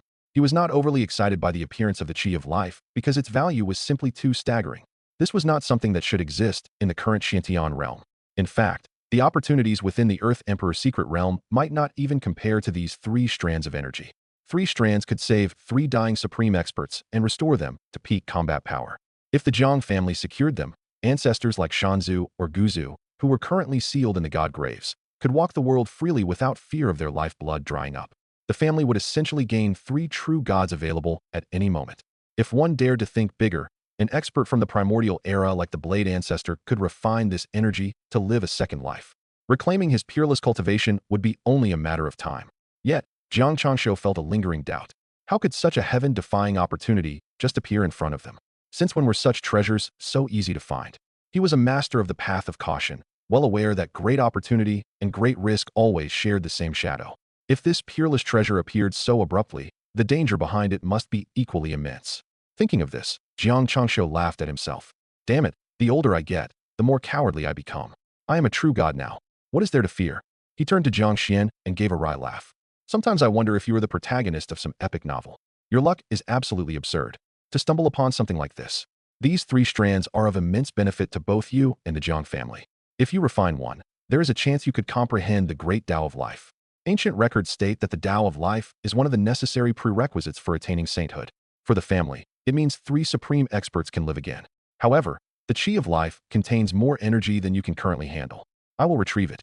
I am in a good mood today, so I will be your manual labor for free. As he spoke, Jiang Xuan prepared to step off the immortal ship to intercept the energy. Wait. Jiang Xuan moved quickly to stop the ancestor, his face pale with unease. Ancestor, be cautious. As a master of the path of caution, have you forgotten that stability must come first? No matter how I look at it, this Qi of life does not seem like it is meant for us. Truthfully, Jiang Xuan had been just as stunned and ecstatic when he heard the description. He wanted to dive toward it immediately, but that cursed sensation he had not felt in a long time was back. He had a premonition of extreme danger that made his entire body run cold. It had been so long since he felt this way that he had almost forgotten what a disastrous script his life followed. A protagonist in a novel? He might be one, but he certainly was not the invincible type. More likely, he was the god of misfortune reborn. Jiang Xuan paused and looked back at Jiang Xuan, completely baffled. You are actually lecturing me on how to be cautious? Nearby, Jiang Xuan was equally confused. The appearance of the Qi of life was sudden, and there might be risk, but with senior Jiang Xuan taking action, should it not be easy? This was a true god who had just scared off 2 other true gods. What crisis could he not handle? What are you thinking, kid? Jiang Xuan asked. I am a true god. Do you really have that little faith in me? Seeing that Jiang Xuan was not joking, Jiang Xuan chose to trust him despite his confusion. He stepped back onto the ship. Can you really harden your heart and ignore such a massive opportunity? Jiang Xuan bit his lip. He felt the sting of reluctance. But when faced with a gamble versus logic, he chose logic. He forced his eyes away from the green light and looked at Jiang Xuan with a firm nod. He then turned to Jiang Xuan. Push the ship to full speed. Let us get out of here. Both Jiang Xuan and Jiang Xuan were left in a daze, unable to follow Jiang Xuan's logic. Jiang Xuan did not dare disobey, so he suppressed his disappointment and steered the ship away, changing course to bypass the mountain. As they fled, the world tree seedling in Jiang Xuan's dantian grew frantic. Master, do not do this. That is the Qi of life. When that energy appears, there is a high probability that a life spirit is being born. If you intercept the energy now, you could win its favor and claim it for yourself. If you subdue a life spirit, you will have a continuous supply of that energy. More importantly, it is a guaranteed path to mastering the great Tao of life. You would touch the threshold of sainthood countless realms ahead of every other genius of this era.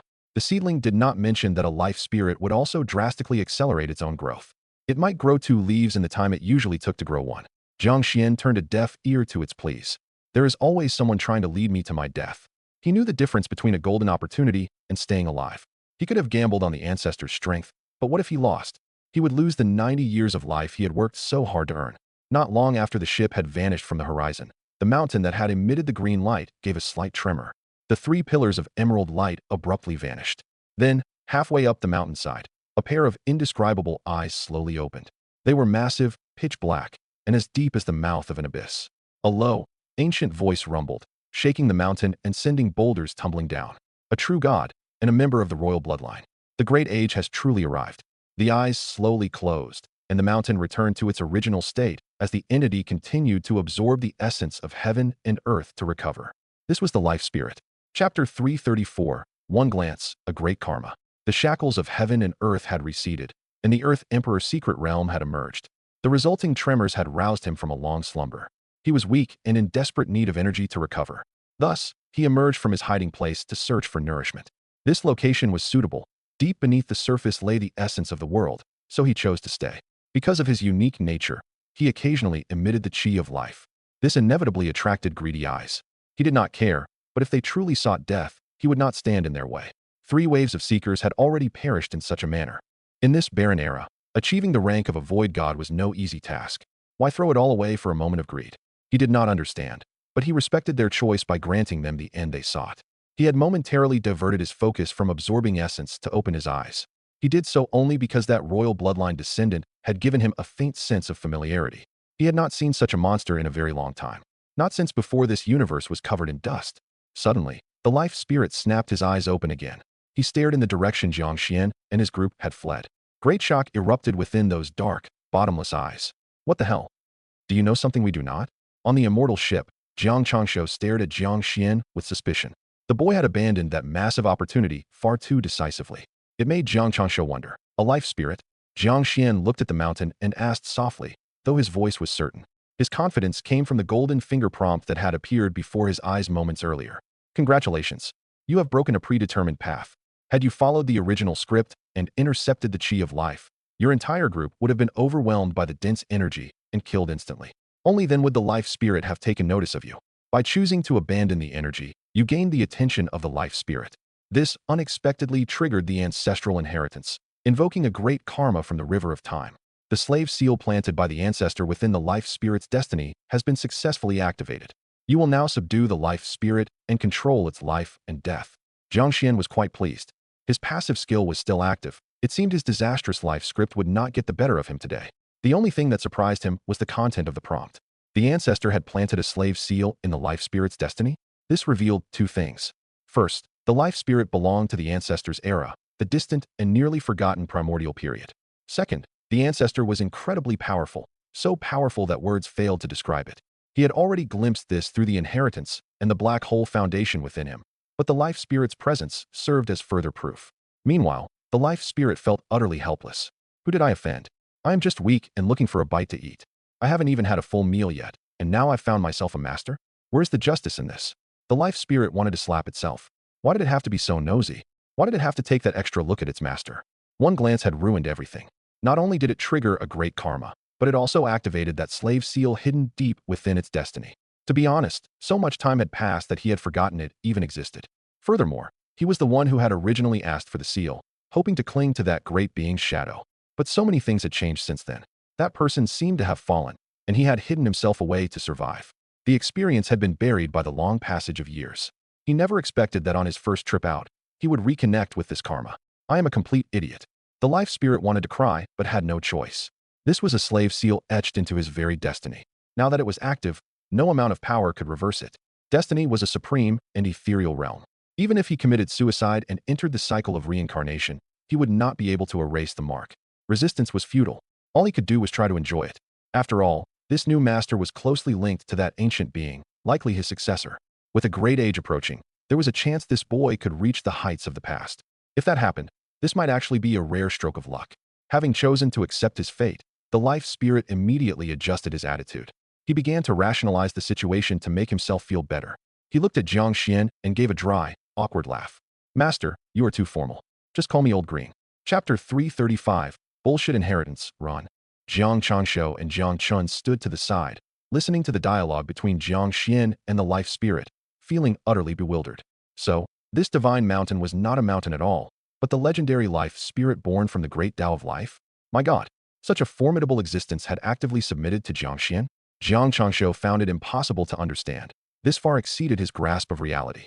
Jiang Chun, on the other hand, was incredibly excited. The young king was truly a man of destiny, blessed with immense fortune and infinite opportunities. One moment he abandons the chi of life, and the next, the life spirit itself chases him down to pledge its loyalty. Who else in this world possessed such unparalleled charisma? Though he similarly could not comprehend how the young king achieved this, it did not stop his reverence and worship from deepening.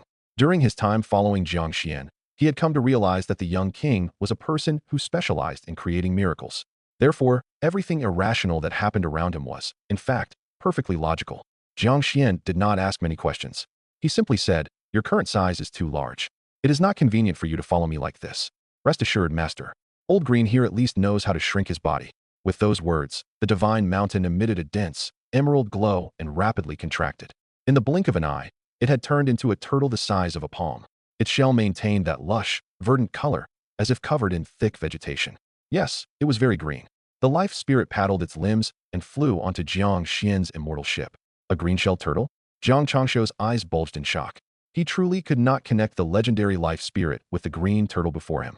A spirit born from the great Tao of life and the providence of heaven turned out to be a green-shelled turtle? Who could keep a straight face at that? Jiang Xuan was not overly surprised. The turtle was merely a manifestation. As a product of the Tao, it had no fixed physical form. It was just that this spirit's personal taste was quite unique. "Let us go," Jiang Xuan commanded, looking at Jiang Chun. Oh, yes, young king."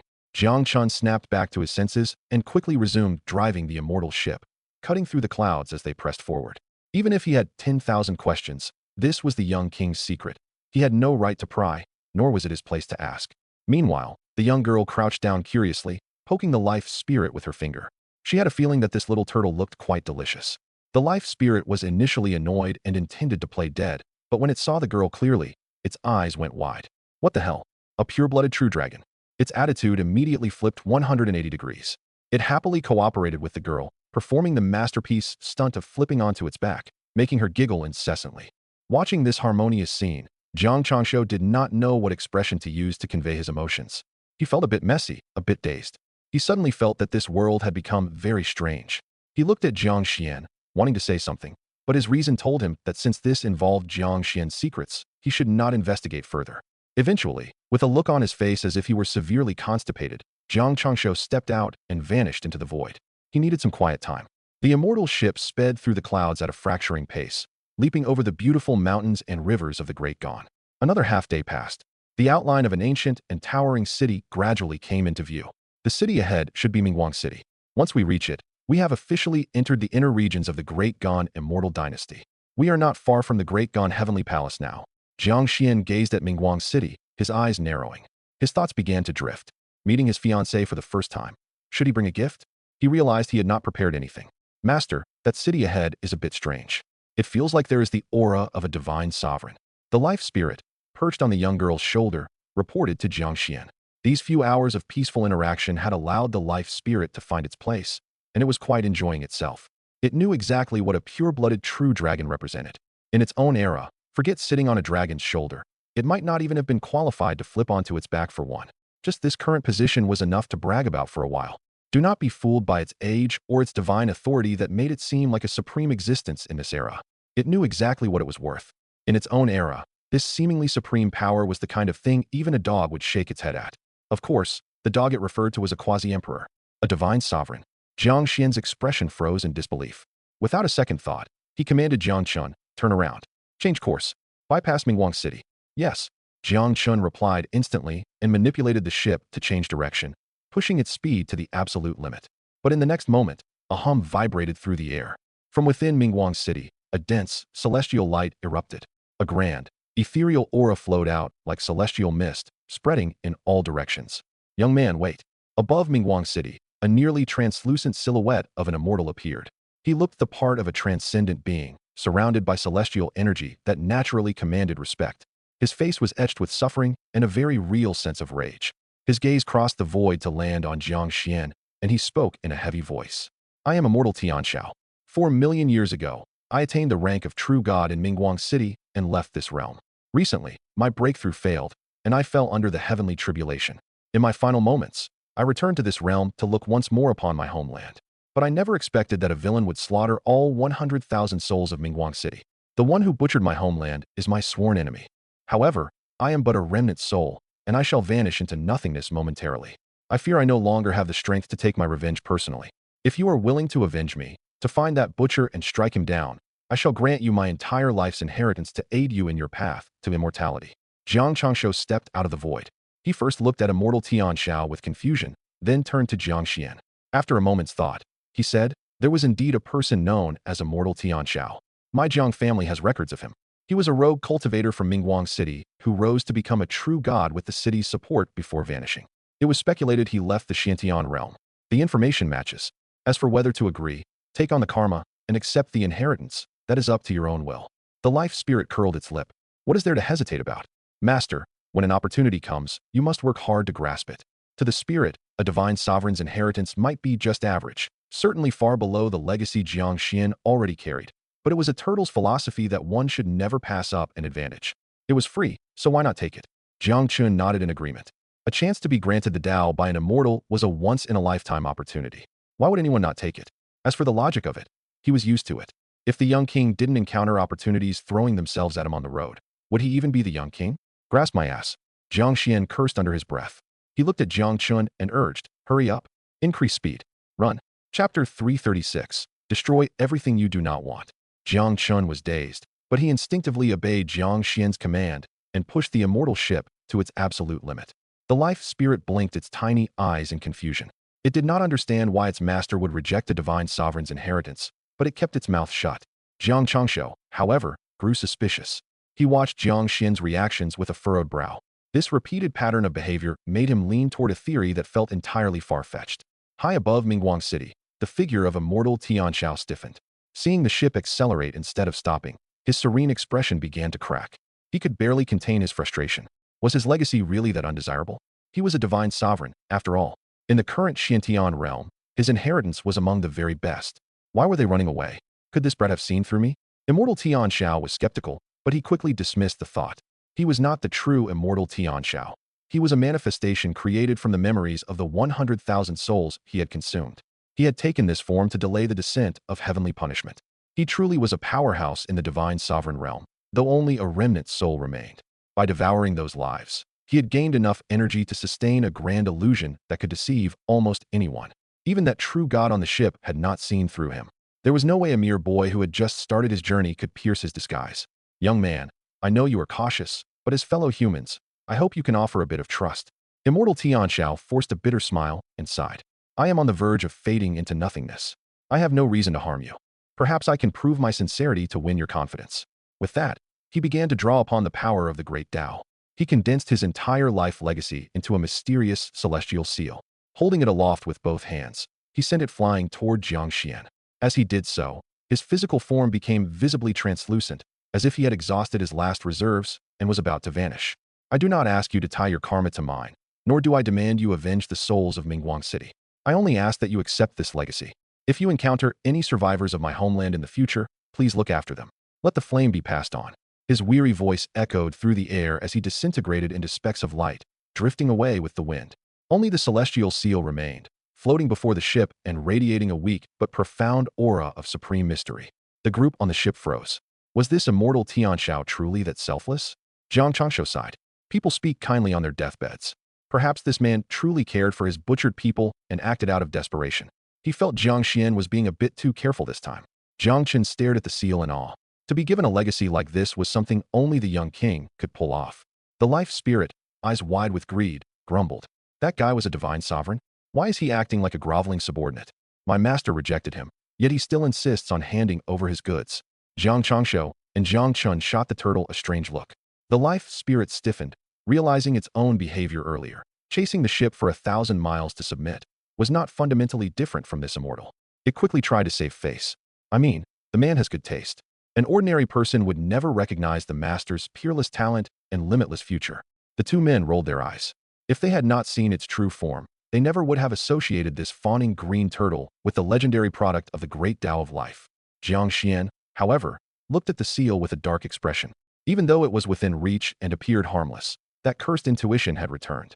It was not as strong as the feeling he had regarding the qi of life, but it was a deep, soul-level tremor that made his heart skip a beat. Jiang Changsho saw him hesitating and could not help but speak up. Kid, why are you still waiting? The immortal is gone. Only the seal remains. It is perfectly safe. Just take it. He felt a bit guilty. Perhaps he had taught the path of caution too well, turning the boy into something abnormal. One should be cautious when necessary, but this was over the top. Before Jiang Changsho could say another word, Jiang Xian drew the blue peak sword. He refused to ignore that tremor in his heart. Every danger had to be cut off at the source. This true god weapon, obtained by his ancestor through unconventional means, flashed with a terrifying light. Now that Jiang Xian was in the Tianyuan realm and his sword domain had reached the middle stage, his strike carried world-shaking power. A Guanzhong golden glow erupted. Amidst the pure, sharp sword qi, a strand of the great solar divine flame flickered. As the sword swung, the phantom of a sun appeared. The sheer pressure altered the landscape for miles around. The golden flames and intense heat created a surging domain of fire and steel. This was the Great Sun Sword Manual. Jiang Xian's monstrous comprehension had allowed him to master the first move in record time. By channeling a strand of the divine flame, his sword became a sun, illuminating all things with its brilliance. The phantom sun crashed down toward the celestial seal, intending to annihilate it. What? Jiang Changsho and the others were stunned. If you do not want the inheritance, you just destroy it? That was incredibly ruthless. The life spirit pulled its head and limbs into its shell. It suddenly realized its new master was not as kind as it had imagined. Unlike the ancient being it once knew, this boy was domineering. If he could not have it, or if he did not want it, he would simply erase it. Jiang Chun felt a pang of pain in his heart. Young king, I know you do not care for such a small legacy, but plenty of people do. Could you not consider recycling it? Perhaps giving it to me? As the phantom sun bore down, the celestial seal began to tremble violently. Suddenly, waves of evil demonic light erupted from it. The seal tore through the void and fled, flying back toward the skies above Mingguang City. The mysterious outer shell shed away, revealing a savage demonic shadow flickering with eerie light. Good boy, the shadow shouted in a mixture of shock and rage. It glared at Jiang Xian with eyes full of malice. Tell me, how exactly did you see through my disguise? Chapter 337. Do you really think you are worthy of using curses? Jiang Xian lowered his hand and looked toward the demonic shadow. His expression remained cold and detached as he spoke. I am not in the habit of explaining things to the dead. He shifted his gaze upward. In the sky above the demon, a sinister crimson light was gathering. Violent streaks of thunder tore through the air, carrying a heavy sense of destruction that made the soul tremble. A terrifying heavenly punishment was taking form. The demonic shadow looked up, and his face twisted in horror. Because Jiang Xian had struck out with his sword, the demon had been forced to drop his disguise to dodge. By revealing his true nature, he had been detected by the laws of heaven. The karmic debt for slaughtering 100,000 lives in Mingguang City had come due. The heavenly punishment had arrived. If he were still at the height of his power as a supreme divine sovereign, he could have brushed aside such a punishment. But now, he was merely a remnant soul. He had only recently escaped his imprisonment due to the shifting of the world's shackles and was in no condition to resist. He had expected that devouring a few lives would restore his strength. He never imagined that as the restrictions of heaven and earth faded, the order of the Tao would re-emerge so quickly. Now, the weight of his karma had triggered the wrath of the skies. What shocked him most was that his manifestation as a mortal Tianxiao had been seen through by a boy who had only recently stepped into the Tianyuan realm. Even the true god standing guard beside the boy had been fooled. And more than that, you even predicted the arrival of my heavenly punishment. The demon stared at Jiang Xian in pure disbelief. Jiang Xian met his gaze with a cold, silent smirk. He was not about to explain that the warnings of his golden finger were still scrolling past his eyes. Congratulations. You have broken a predetermined path. Had you followed the original script and accepted the legacy of the ancient demon sovereign, there was a 10% chance he would have succeeded in seizing your body, ending your life. By rejecting the inheritance, you have trapped the ancient demon sovereign, ensuring his destruction under the heavenly punishment. In doing so, you have earned the gratitude of the 100,000 remnant souls of Mingguang City and gained the recognition of the will of humanity.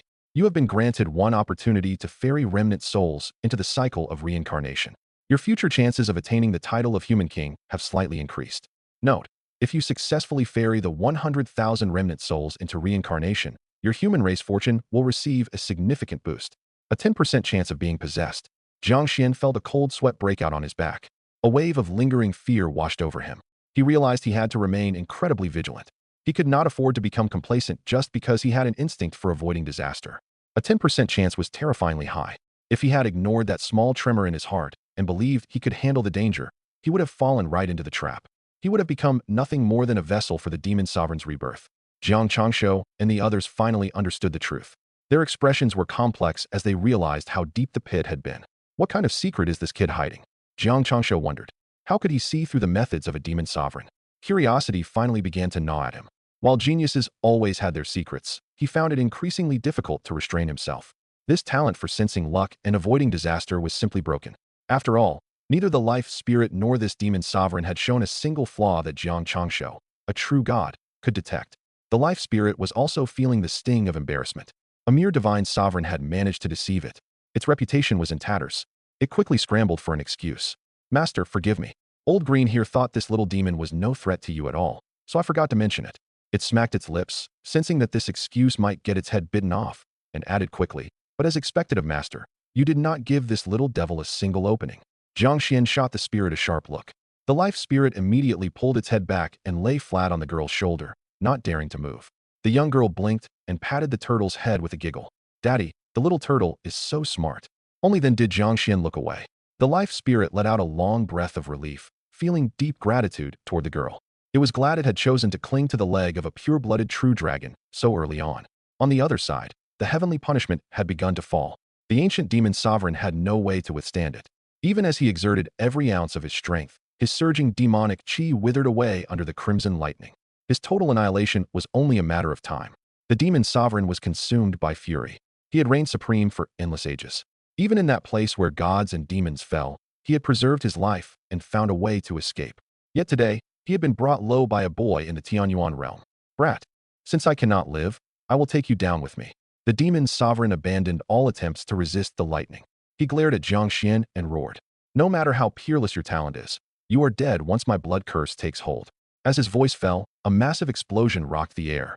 The remnant soul of the demon sovereign disintegrated, transforming into 10,000 sinister, demonic ruins.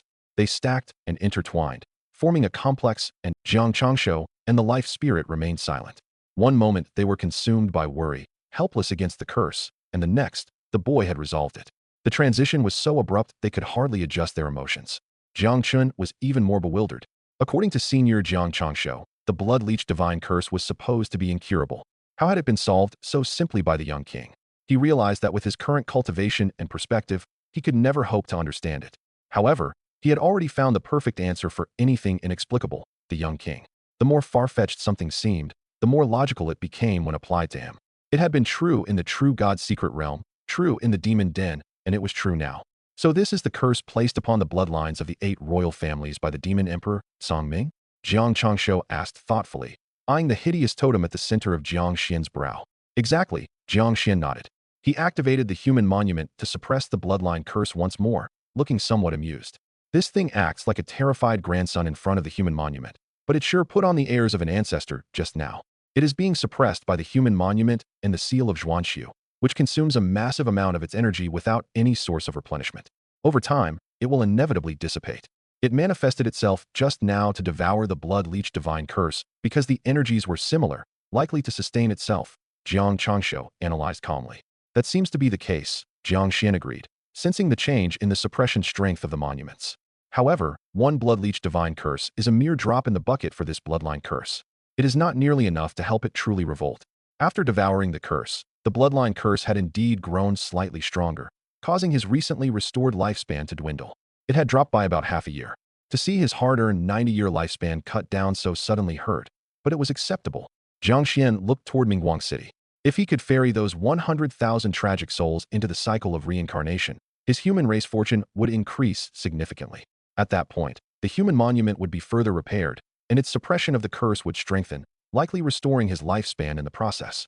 Think of it as an upfront investment. Jiang Xian comforted himself. That is good to hear, Jiang Changshu said, his mind finally at ease. By the way, Ancestor, you have already broken through to the true God realm. Have you not been affected by the bloodline curse at all? Jiang Xian asked curiously. Jiang Changshu's face darkened instantly.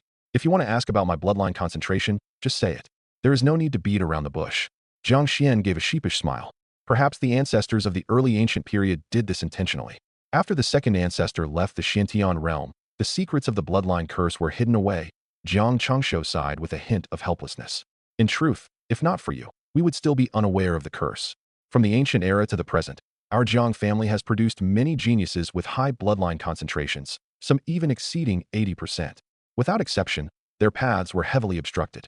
This became even more apparent since the Middle Ages. Anyone reaching 80% concentration would almost certainly fall before reaching their potential. Shanzu once conducted a deep investigation into this, but it yielded no results. Jiang Changshu shook his head. Consequently, almost every successful genius in the Jiang family rose to power not because of their bloodline, but through other means: physical constitution, comprehension, or sheer luck. I am the same as his senior brother Jiang Qingtian. Even Shanzu was no different. Your father was the same as well. At this mention, Jiang Changshu paused, sounding uncertain. Your father has always been famous for his longevity sword bone. As for his bloodline concentration, very few people actually know the truth. Jiang Changshu shook his head in confusion before looking back at Jiang Xian. However, Shanzu has always believed that the bloodline is the fundamental reason our Jiang family has endured for tens of millions of years. He has never wavered in his focus on it. Perhaps his persistence paid off, or perhaps the family's fortune blessed us, but we finally received you. A case of bloodline atavism. It was through you that we learned of the curse within our veins. Jiang Xian pursed his lips and whispered, Ancestor, you still haven't mentioned your bloodline concentration. Damn it. Jiang Changshu cursed under his breath. My bloodline concentration is only 52. Even though I have reached the true God realm, the curse in my blood is negligible and will not manifest. The only reason I became the young patriarch back then was due to my innate Dao body. He stared at Jiang Xian with a look that suggested he might commit a murder, his voice tight. Are you satisfied now, kid? Jiang Xian scratched his head awkwardly. He had kept pushing because he wanted to know what happened to the curse upon reaching the true God realm and whether that realm could truly suppress it further. Now it seemed he had no frame of reference. Forget it. With my bloodline at 95, even if the ancestor were affected, his experience wouldn't apply to me. Jiang Xian pushed the irritation aside and looked at Mingguang City. With the ancient demon sovereign gone, the full extent of the tragedy was exposed. Blood flowed from the city gates, and the stench of death and gore rose to the heavens. A massive cloud of resentment hovered above, filled with the ghostly screams of 100,000 slaughtered souls. Jiang Xian instructed Jiang Chun to turn the ship toward the city. As they neared, a massive warship appeared from the opposite side of the horizon. It flew the deep red flag of the Great Gan and was tearing through the clouds at a fracturing speed. Within moments, the Great Gan vessel arrived above Mingguang City. 3,000 soldiers in full armor stepped out onto the air, their chilling aura and the glint of their gear projecting a formidable presence.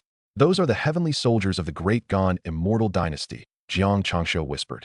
Jiang Xian squinted at them, secretly shocked. 3,000 soldiers, and every single one was in the Tianyuan realm? Since when was the Tianyuan realm so common?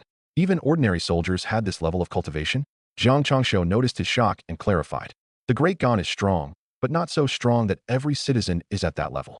These heavenly soldiers are the absolute elite of the dynasty.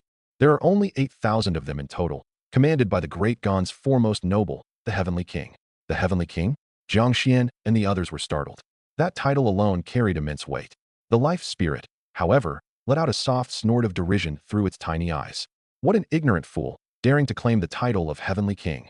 It could already imagine the scene when the Great Age fully arrived and the true descendants of the ancient Heavenly Kings emerged to crush such an arrogant idiot with a single finger.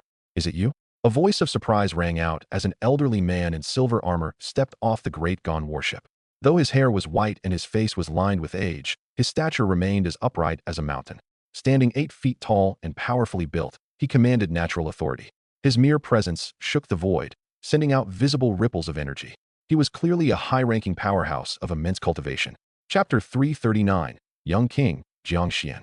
The burly elder looked toward Jiang Changshu, and, perhaps recalling something from the past, gave a sighing smile. I did not expect that you would walk ahead of everyone. Not only have you broken through as a true god, but you have also broken the shackles of heaven and earth with such force. The elder's tone paused momentarily before he continued with a complex expression. Congratulations to you. Indeed, he was the primary noble of the Great Gan, the Heavenly King. Today, he led 3,000 heavenly soldiers to purge the ancient demon sovereign who had slaughtered the people of Mingguang City. He had not expected the demon to have already been handled effortlessly by Jiang Xian of the Jiang family, and he certainly had not expected to run into Jiang Changshu. Past memories surfaced, and the Heavenly King revealed a bitter smile. Had he known things would turn out like this, he never would have agreed to the emperor's unreasonable request to join forces with the other 8 nobles to corner Jiang Changshu back then. This was a grudge that could be considered large or small, depending on one's perspective. But based on his deep understanding of Jiang Changshu, the probability of the man letting bygones be bygones was smaller than the probability of the Heavenly King regaining his youthful vigor and fathering another son. Oh, if it isn't the Heavenly King. Jiang Changsha's tone suddenly became strange, laced with mockery and sarcasm. What is this? Have you brought 3,000 heavenly soldiers today because you intend to trade a few moves with me again? Or do you perhaps want to test the strength of Jiang Changsha now that he has reached the true God realm? The heavenly king was speechless. Was there any difference between those two sentences? In either case, the man just wanted an excuse to start a fight. It was our rudeness in the past, and I apologize to you here. I hope you can find it in yourself to forgive us. I also hope you can consider the relationship between our ninth saintess and young Master Jiang. Let us set aside old grievances and allow the relationship between our two powers to move forward as intended. The heavenly king chose the rational path of concession. There was no other way. The man before him was now a true god, and his status had undergone a world-shaking transformation. Face had to be given where it was due. As a noble of the great Gan backed by the immortal dynasty, yielding to this extent was already showing immense respect. This was only because of the ninth saintess. For anyone else, no one would have the right to demand such humility from him, not even a true god. Seeing the heavenly king's posture, Jiang Changsha could only drop the matter helplessly, though he remained quite annoyed. The other party had indeed softened and yielded, even if only verbally. He could no longer pursue the matter. His status as a true god gave him the power to make the heavenly king bow, but it also restricted him. He could not make things too difficult for the man, or he would be seen as a bully. Ultimately, his relationship with the great Gan immortal dynasty was different from Jiang Woody's. He could not act with total reckless abandon. The foundations of the great Gan were deep, and they possessed their own share of confidence. Most importantly, Jiang Xian's fiancée was the ninth saintess of the great Gan. For Jiang Xian's sake, he could not let things get too ugly. If the conflict became too heated, it would be embarrassing for everyone. To hell with it. Jiang Changsha cursed internally. Now that he had reached the true God realm, he felt less free than before. Where was the justice in that? If this were the old days, if he didn't pin the man to the ground until he called him grandfather, he would have written his name backward. Jiang Xian saw his ancestor's frustration and felt a bit guilty. After a moment of thought, he flew toward Mingguang City. Under the puzzled gazes of the crowd, he decisively began to ferry the 100,000 remnant souls into the cycle of reincarnation. With the blessing of the will of humanity, a mysterious energy descended from the void. A hazy, pale yellow stone bridge expanded across the sky. One end of the bridge rested on Mingguang City, while the other reached deep into the void, as if touching another dimension, the netherworld of the afterlife. The aura of reincarnation spread. The laws of the afterlife flowed like murky spring water from the far end of the bridge, soaking into the 100,000 souls. It washed away their resentment and restored their consciousness, guiding them toward their next life. Inside Jiang Xian's dantian, the phantom of reincarnation manifested by the reincarnation treasure technique sensed the activity and trembled. It projected itself onto the stone bridge, strengthening the power of passage while silently absorbing the laws of the cycle. Once their resentment was cleansed and their minds were restored, the 100,000 souls understood what had happened. They climbed the bridge and stood at its center. One more step would take them into the netherworld and the cycle of reincarnation. They paused and looked back at Jiang Xian. One by one, they bowed in a deeply respectful Taoist salute. Our thanks to you, young master. 100,000 souls, 100,000 members of the human race. Their sincere gratitude formed a pure power of will, which in turn connected with the mysterious will of humanity. It transformed into golden human race fortune, pouring toward Jiang Xian like a sacred mist of blessing. This vast stretch of fortune could only be described as a massive ocean. At the very least, among those present, neither the heavenly king nor Jiang Changsha had ever seen such a staggering amount of fortune. The life spirit might have been lucky enough to see such a thing from a distance in the past, but it had never been this close to witness the entire birth of human race fortune from nothingness. The pale yellow stone bridge faded away as the souls returned to the netherworld. Under the infusion of this massive fortune, several holy visions appeared around Jiang Xian. The human monument flew out from between his brows. Nourished by the golden fortune, one of the deep cracks upon its surface visibly healed. A more ancient and sacred aura rippled outward, creating a pressure that weighed upon the world. Whether by chance or intent, Jiang Xuan was largely unaffected. However, the 3,000 heavenly soldiers and the heavenly king turned pale. Their bodies trembled as if they were being pinned down by a divine mountain. Then, the extremely weakened seal of Xuanxu flew out. Under the nourishment of the fortune, it clearly recovered some of its strength. A vast power erupted from it, creating a hazy phantom. It was the figure of a bare-chested man, meeting the gods and demons of the sky with his bare fists. Finally, the most gratifying reward appeared for Jiang Xian. Just as it had happened in the true God's secret realm, a hazy and illusory, boundless continent appeared behind him. Hundreds of millions of figures were scattered across it, bowing and offering congratulations to an ancient altar. On this altar sat a throne of profound significance. A burly figure sat upon the throne, leaning on a long sword. His deep, domineering eyes looked out over the world. Though he stood upon the earth, he looked down upon the heavens and all invaders with utter disdain. Watching this indescribable vision, Jiang Xuan looked up at the burly figure in shock, which soon turned into realization.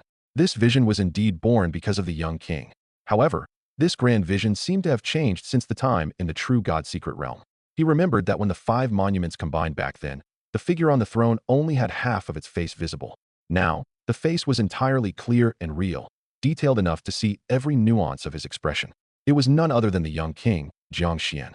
Suddenly, the burly figure slowly withdrew his gaze from the invaders. As if he could pierce through the barriers of time and space, he looked out from the vision and into the real world. His gaze landed on the heavenly king. Boom! The heavenly king's stature was as upright as a mountain and could be described as burly, but in the face of this figure, he was like an ant before a dragon. The two could not be compared. An indescribable pressure shrouded his body and mind. The heavenly king's face turned deathly pale. In the next moment, his body bent forward, completely against his control. Chapter 340. Idiots on the Inside. The heavenly king's expression shifted instantly as waves of shock crashed through his mind. What kind of power was this? Not only had this boy ferried 100,000 souls into reincarnation, but he had summoned a vision so terrifying that even the king himself could not withstand its majesty. He found himself forced to bow in a gesture of absolute submission. A deep sense of confusion and unease took root in the heavenly king's heart. Only a few days ago, he had taken advantage of the fading world shackles to step into the false god realm. Yet, despite his new status, he remained crushed under the weight of this vision. He could not grasp the logic or the depth of the techniques this young man employed. It was unthinkable, a phenomenon without parallel in all of history. He began to suspect that even the ancient monsters hidden within the depths of the great gone immortal dynasty might not be able to touch such a mysterious level of power.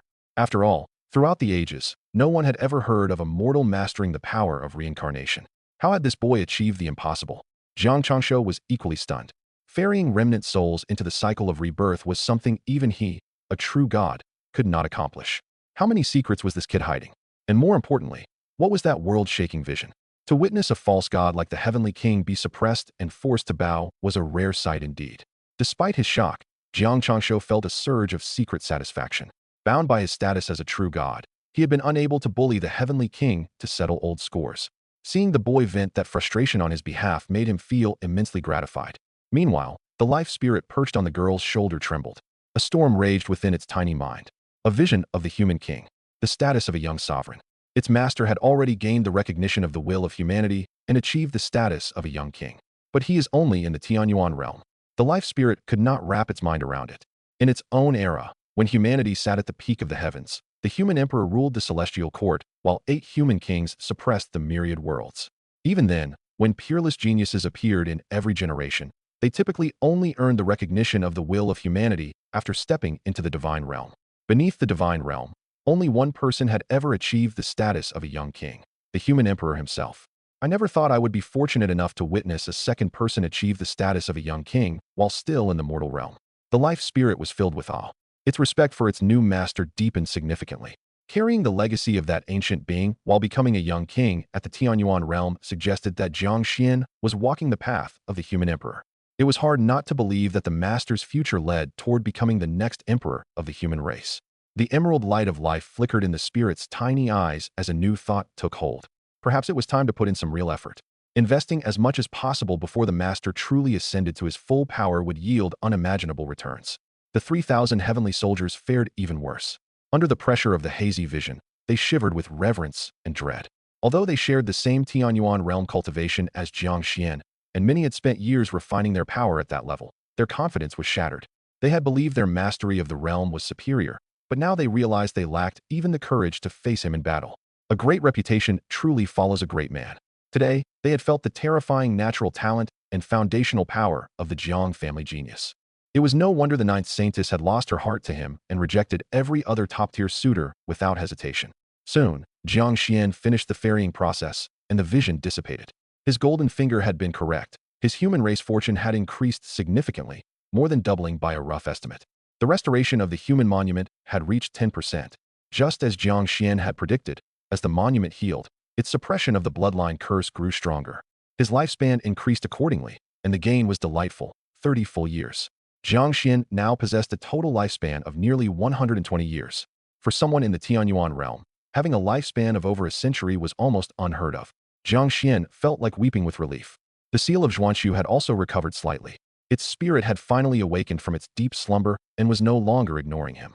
Congratulations, Master, for gathering such a vast amount of human race fortune. I have also benefited from your blessing and have finally awakened. An ancient voice echoed in Jiang Xuan's mind. It was calm and steady, carrying the weight of countless ages. This was the spirit of the seal of Zhuanxu. While Jiang Xuan was busy processing this, a massive flood of information rushed into his mind. The spirit spoke again. Master, this is the inheritance left within the seal by my old master, the human emperor Zhuanxu. If you are interested, you may study it. It may assist you on your journey to becoming a human king. With that, the seal flew back into Jiang Xuan's spiritual sea. He got the distinct impression that this spirit was rather proud. Just as Jiang Xuan was about to examine the emperor's inheritance, the heavenly king descended into Mingguang City. He clasped his hands in a respectful salute. We thank young Patriarch Jiang for his intervention.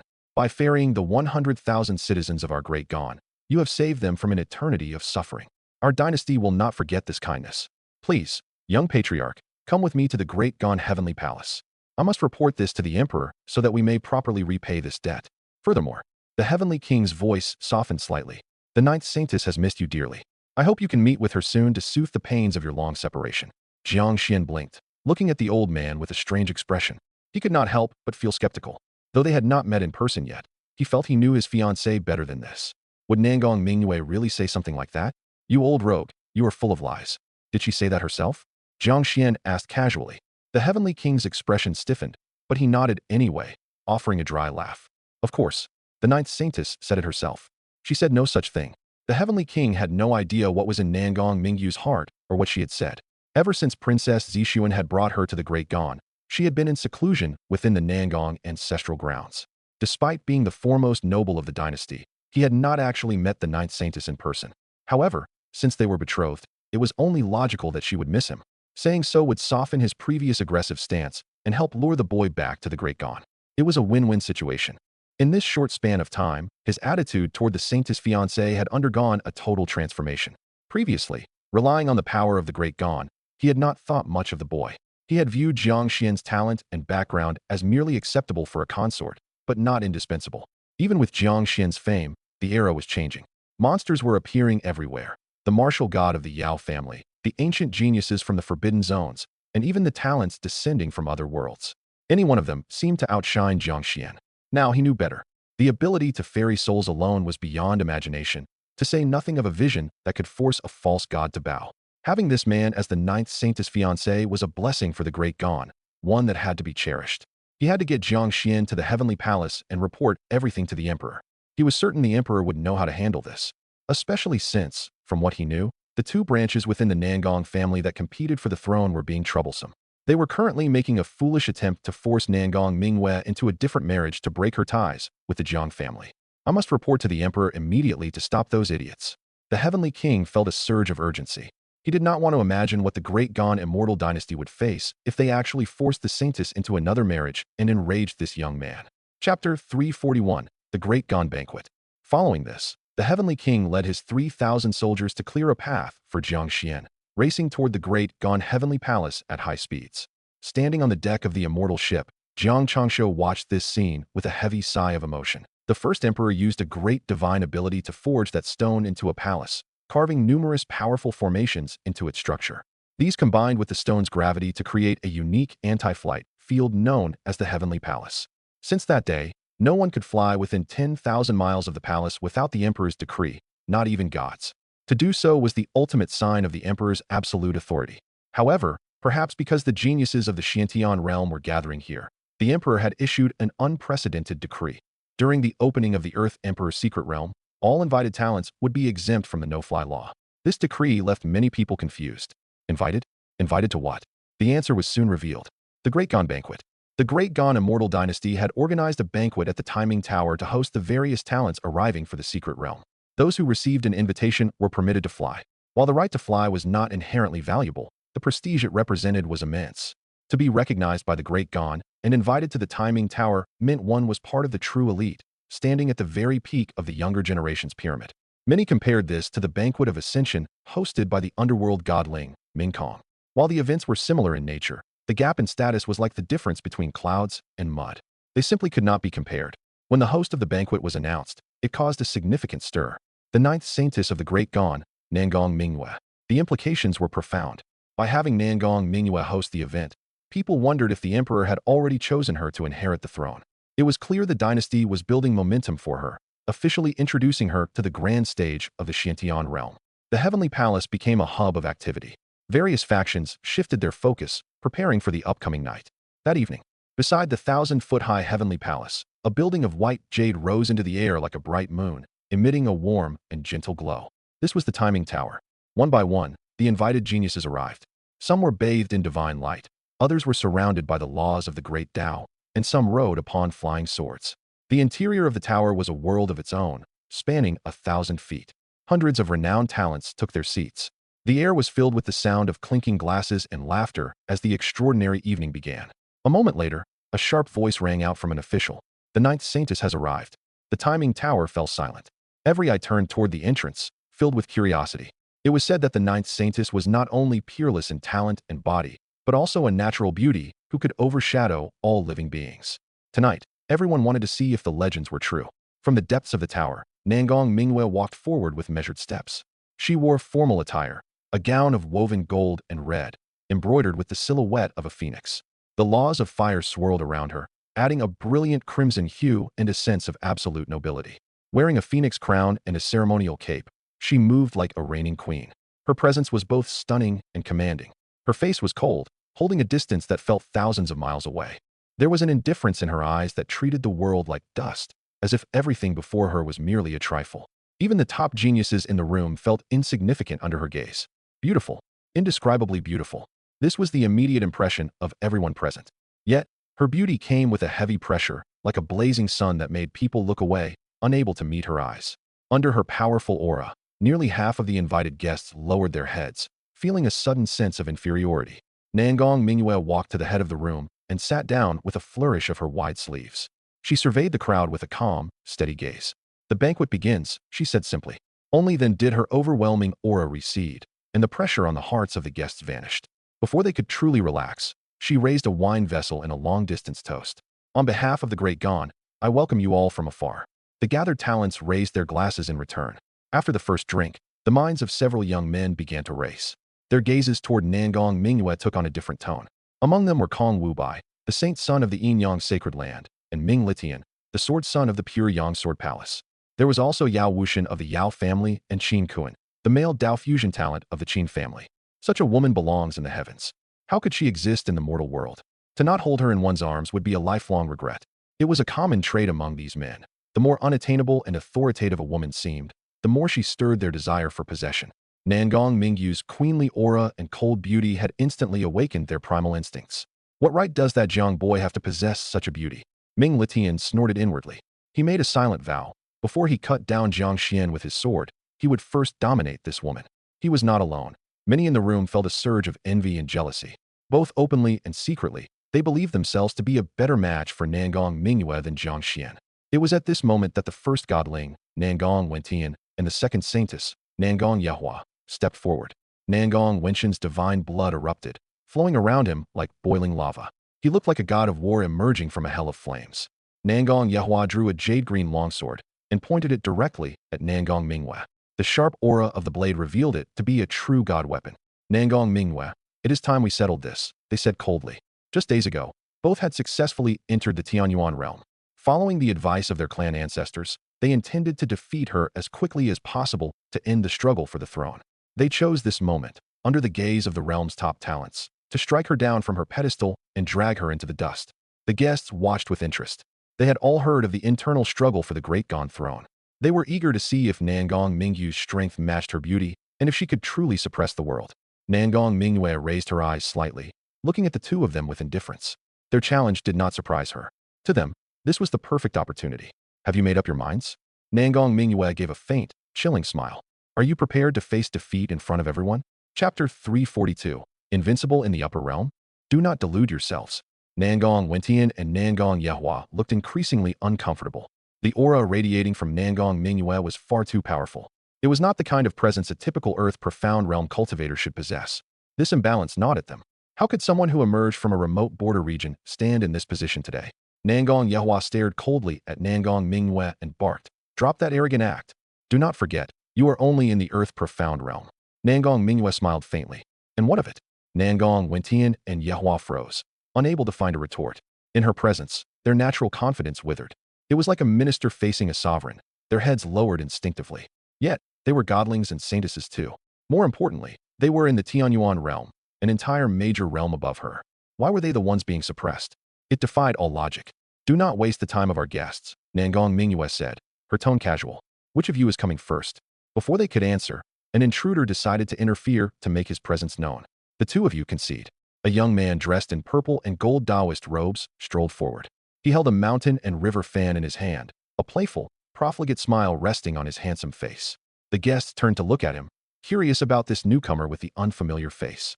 "That is Lu Wanfa, a core disciple of the Tai Dao sect, Qin Kun, the Qin family genius who had descended from the other world," whispered to the crowd.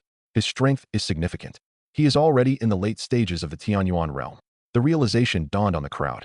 Lu Wanfa was another one of those who had descended from the upper world. The Tai Dao sect in the central divine province had been declining for years. Their only noted genius, Lu Xuanji, had suffered a broken Dao heart after falling from the hidden dragon list. They were thought to have no contenders for the great age, but it seemed their branch in the other world had flourished. From Qin Kun's tone, the Tai Dao sect over there was likely as strong as the Qin family. The fact that a core disciple had reached the late Tianyuan realm was proof enough. Lu Wanfa tapped his fan against his palm as he looked at Nangong Wentian and Nangong Yehua. "This is not a threat," he said smoothly. "It is a notification and a blessing. If the two of you concede gracefully today, I promise you a long life free of worry. If not, even if you defeat Lady Nangong and take the throne, you will not sit on that dragon chair for long." He waved his fan at them with a chuckle. "Do not question the strength of the Tai Dao sect. To do so will only lead your future into endless pain." The faces of the two great Gan royals twisted with fury. As the godling and saintess of the dynasty, they occupied a lofty status. They had never been threatened so brazenly. Lu Wanfa had already turned his attention away. He assumed that as long as they were not fools, they would make the right choice. He turned to Nangong Mingyue with what he believed to be a charming smile. "Lady Nangong, there is no need to thank me. A small matter like this is hardly worth mentioning." Nangong Mingyue looked at him with an expressionless face. Her eyes were cold, as if she were staring at a complete idiot. Lu Wanfa continued, seemingly oblivious. "While these two are not enough to threaten your path to the throne, I am sure you realize the Xiantian realm has changed. The barriers are fading. Those of us who have spent our lives in the other world still value our roots and are returning to see them. The Qin family is here, and so is my Tai Dao sect. The era has changed. The old order of the Xiantian realm is about to shatter. The so-called top factions and supreme overlords you once worshipped are nothing more than oversized ants to us." Nangong Mingyue remained silent, but the local geniuses in the room were livid. This man, in his attempt to flatter Nangong Mingyue, had just insulted everyone from the Xiantian realm. Just because they came from the other world, they thought they were superior? These people had originally left from here. Effectively, the locals were their ancestors. To return and insult their ancestors to their faces was beyond the pale. Even the 10 Qin family geniuses, including Qin Kun, were frowning. They looked at Lu Wanfa with pure annoyance. How could the Tai Dao sect have such a brainless disciple? To openly invite the hatred of everyone in the room. What benefit was there in that? Even if he was a Dao Fusion expert, he could not fight everyone at once. Sensing the hostile glares landing on him as well, Qin Kun cursed internally. He wanted to reach out and smash Lu Wanfa's thick skull. "You can think these things, you fool, but you do not say them out loud." Nangong Mingyue gave a thin smile. "Fellow Taoist Lu, what exactly are you implying?" Lu Wanfa smiled, pleased that she was engaging with him. "I will be direct, Lady Nangong. In our world, the Tai Dao sect is a power that shakes an entire region. We have divine sovereign ancestors backing us. You know better than anyone what a divine sovereign means in this realm." He looked at her with burning, unrestrained eyes. "Just say the word, and I will ask a divine sovereign ancestor to support you and the Great Gan.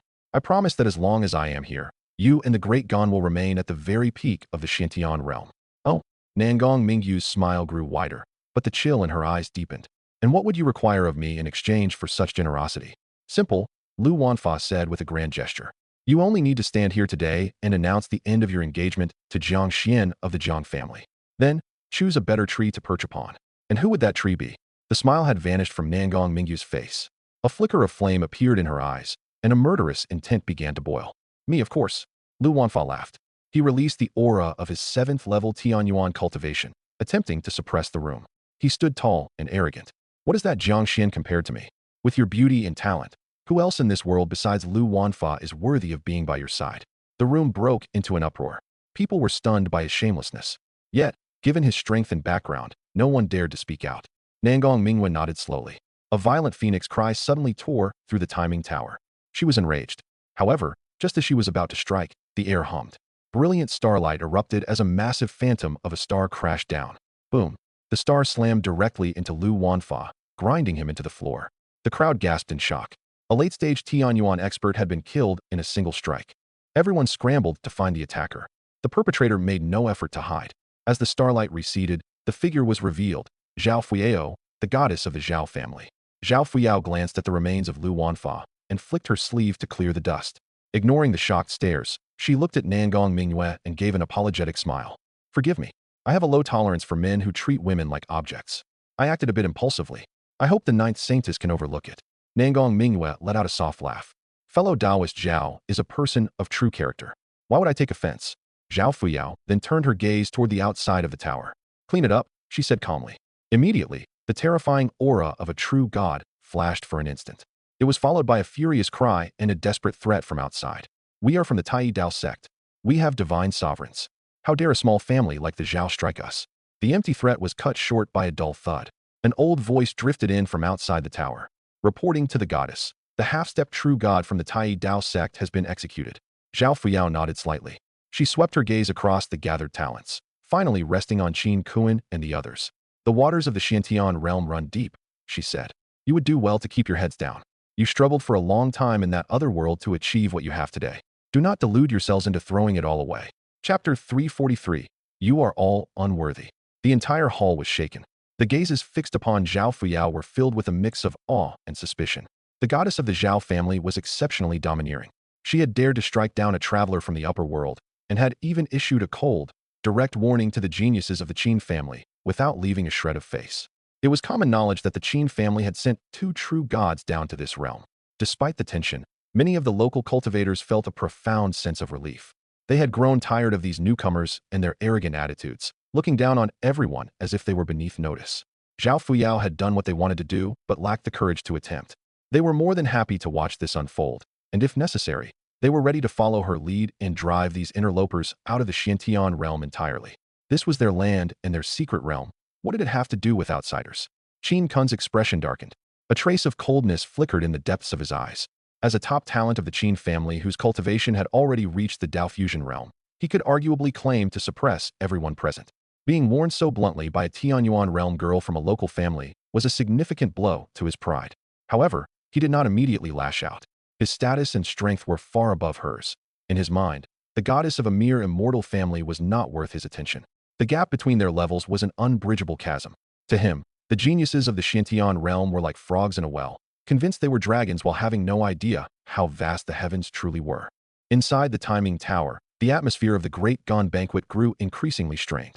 Small factions began to form, eyeing each other with hostility as the embers of conflict slowly began to glow. As the host, Nangong Mingyue could not allow the event to go cold or permit the tension to boil over. She decided to redirect the crowd's focus. I ask our guests to rest for a moment while I attend to the private matters of the Great Gone, she said calmly. Then, she turned her gaze toward Nangong Wentian and Nangong Yehua. Step forward, one at a time. Her words had the intended effect. All eyes shifted to the 3 royals. Everyone was eager to see if the beautiful ninth saintess of the Great Gone truly possessed the top-tier talent the rumors suggested. After all, crossing a major realm to fight a Tianyuan realm opponent, while only at the Earth Profound realm, was no small feat. Qin Kun pondered for a moment before speaking up. Princess Nangong, if you require assistance, you need only ask. The struggle for an imperial throne is not the same as a competition for status within a sect. Utilizing outside help is a testament to one's foundation and influence. It is not considered a violation of the rules. You possess both beauty and talent, and I would be honored to establish a positive connection with you. Another shameless one, the crowd muttered internally. Yet, they had to admit that Qin Kun's approach was far more refined than the late Lu Wanfa's. He was polite and composed, making it difficult to find him truly repulsive. 2 men were pursuing the same woman and offering the same help, but the difference in their execution was night and day. Only a few noticed that the woman beside Qin Kun, a fellow Dao Fusion talent named Qin Lan, slightly furrowed her brows. Her eyes betrayed a flicker of jealous fire as she watched Nangong Mingyue. Hypocrite, Yao Wuxian scoffed. A fair lady is a fitting match for a gentleman, but everyone here can see exactly what you are after. In my eyes, you are even worse than Lu Wanfa. He was a petty man, but at least he was honest about it. You, on the other hand, ignoring Qin Kun's sharp gaze, Yao Wuxian turned back to Nangong Minghua. Minghua, the sincerity of both myself and the Yao family should be clear to you and the great Gan by now. Although the emperor is still deliberating, I trust in his wisdom. I am certain he will agree to our union. As your intended fiancé, I am more than willing to fight on your behalf today. The hall erupted in hushed whispers. An engagement between Yao Wuxian and Nangong Minghua? When did this happen? Had Yao Wuxian moved in secret to intercept her? That seems unlikely, people murmured. Looking at Nangong Minghua's demeanor, she still seemed devoted to Jiang Xuan. She showed no signs of wanting to break her engagement. Was it possible that elements within the Great Gan were plotting behind her back? Could they really be that foolish? Nangong Minghua was a primary candidate for the throne and a pillar of the dynasty's future. How could they arrange her marriage against her will? It is hard to say, one genius analyzed quietly. The long-lived Yao family once produced a saint. Their strength is peerless and their foundation is unfathomable. To prepare for the coming great age, it is possible the Great Gan would force this marriage just to secure such a powerful ally. Despite the logic, many cursed Yao Wuxian and his family in their hearts for being utterly shameless. Most of the men present admired Nangong Minghua and harbored their own desires, but they generally played by the rules, trying to win her heart first. Even the despised Lu Wanfa had tried that. The Yao family, however, had simply bypassed her entirely to exert pressure on the Great Gan hierarchy. Nangong Minghua looked at Yao Wuxian with a neutral expression. Unlike Lu Wanfa, whom she was certain she could kill, she was not entirely sure she could eliminate Yao Wuxian. Without the certainty of a kill, she chose not to show her hand. She remembered the lesson her master, Bei Qing, had taught her at the start of her journey. Do not startle the snake if you cannot strike the head. Furthermore, she needed to see where the Great Gan leadership stood. If the current emperor had truly grown senile enough to make such a choice.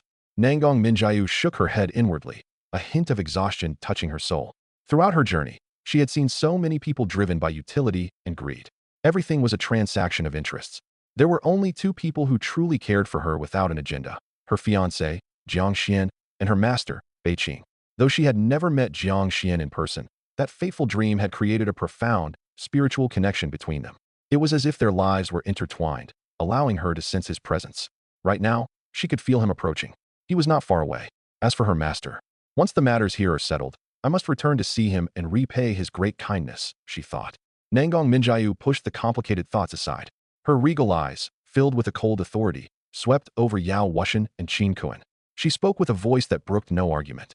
There are very few people in this world I need to rely on, and it is quite clear that neither of you is worthy. Chapter 344, Nangong Minghua Strikes. The faces of Yao Wuxian and Qin Kun turned cold as annoyance flared in their hearts. Given their lofty status and immense strength, they were used to women flocking to them at the slightest gesture. Today, they had lowered themselves to offer their favor to Nangong Minghua. Not only had she refused to show gratitude, but she had humiliated them with such biting words. They were unworthy? If they were not worthy, then who in this world could possibly claim the right? Jiang Xuan? That was nothing more than a joke. The gathered geniuses were stunned by her bluntness. She had left herself absolutely no room for retreat. These two men were not like Lu Wanfa. Offending them meant that Nangong Minghua and the Great Gan immortal dynasty would likely face immense pressure. Still, many were pleased to see the pair rebuffed. Those who could not have the prize themselves were more than happy to see others fail to claim it. Most of the talents present considered themselves elite, yet they knew deep down that they stood no chance with Nangong Minghua. This was not merely due to her stunning beauty. While she truly looked like a goddess descended to the mortal realm, everyone knew that beauty was merely an ornament when choosing a Dao companion. Few would risk everything for a pretty face alone. The true reason lay in her newly forged constitution, the Nirvana Phoenix body. This was a supreme physique that rivaled the saint bodies, possessing limitless potential. More importantly, it was a peerless cultivation vessel. If one could practice dual cultivation with her and take her primordial yin, it could trigger a transformation in their own bloodline and constitution, smoothing the path to enlightenment. This was the fundamental reason why both the descendants from the upper world and Yao Wuxian were pursuing her so fervently. Her physique was the ultimate prize. The second saintess, Nangong Yehua, let out a cold cry. Her jade-green longsword erupted with chilling light. Her path of heartlessness manifested as a zone of deep frost, instantly covering the Taiming Tower in a layer of white ice. The Dao Domain. She had followed her master through the Xiantian realm for years and had successfully advanced her path to the level of a domain. With her Tianyuan realm cultivation, her combat power was among the highest of the younger generation. Had Nangong Mingyuan not appeared to steal her thunder, she would be the one surrounded by admirers. In her mind, Mingyue had stolen everything that belonged to her. Jealousy flared in her eyes. Nangong Yehua did not hesitate. She activated her unblemished Dao body and unleashed the Taiming sword technique. Supported by the path of heartlessness, she lunged at Nangong Mingyue. As she struck, her Dao domain locked down the void, creating a powerful suppression. Her Dao body projected a hazy phantom that acted like a divine fan, brushing away the laws of the world to prevent Mingyue from drawing power from the environment. The Taiming sword technique produced 10,000 sword shadows that interwove with her cold intent, striking directly at the soul. This was an indiscriminate spiritual attack designed to sever the target's emotions and desires. Unless the opponent's mental fortitude was vastly superior, their soul would be extinguished instantly. Nangong Mingyue, today you die. Nangong Yehua was cold and murderous. The sword technique taught by her master was at the high grade of the saint level, a rarity in this world. Using this technique alongside her domain and Dao body, she had managed to defeat a Tianyuan realm expert months ago while she was still only in the Earth Profound realm. Now that she had reached the Tianyuan realm herself, she could even challenge those in the late stages. She was certain she could cut down the newly ascended Nangong Mingyue with ease. The strength of the strike drew the attention of everyone in the room. Even top geniuses like Yao Wuxian showed looks of surprise. The power of this sword was formidable, enough to threaten a peak Tianyuan cultivator. She is opening with her ultimate move, many thought. Concern for Nangong Mingyue began to spread through the hall. People are often biased toward beauty. Instinctively, they took Mingyue's side. Even knowing they stood no chance with her, they hoped she could perform a miracle and withstand this blow. However, looking at the situation, her chances appeared very slim. Nangong Mingyue watched the attack approach with a calm expression. There was no ripple of fear in her eyes. Her opponent was indeed strong, but it didn't matter. Nangong Mingyue was stronger. Chapter 345, Comparing Treasures? Arrogance Beyond Humanity. Nangong Mingyue reached out and summoned her flame domain.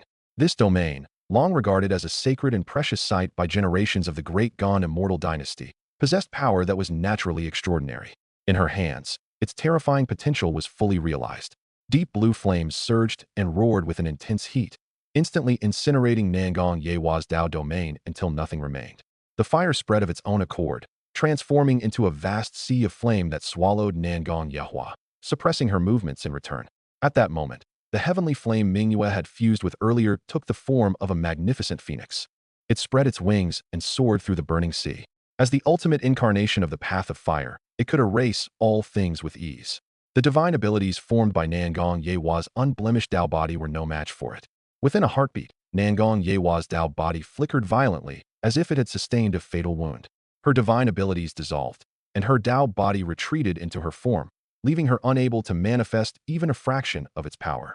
Only then did Nangong Mingyue calmly move to meet the incoming sword strike.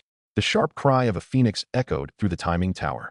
Nangong Mingyue was enveloped in gilded divine flames, looking like a phoenix returning from the embers.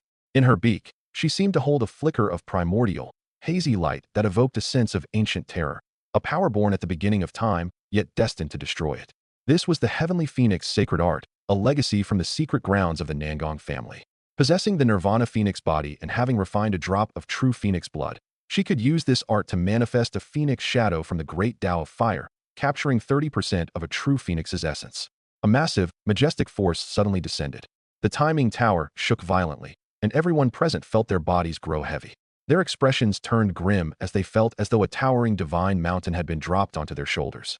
Is this the momentum of heaven and earth? Several geniuses cried out in shock, their eyes wide with disbelief. Even the most elite among them, Yao Wuxian, Qin Kun, Lu Fengqi, and Kun Wu, looked stunned. Their hearts were far from calm. Nangong Mingyue was still only in the Earth Profound realm. How could she command the momentum of the world? That power was the hallmark of a sovereign. As the weight of the world crashed down, Nangong Yehua's Taiming sword technique lost more than half of its sharpness despite its quality. Its power plummeted. Nangong Mingyue reached out her right hand. With her fair, slender fingers, she gently caught the edge of the blade and gave it a flick. A series of clear rings vibrated through the air.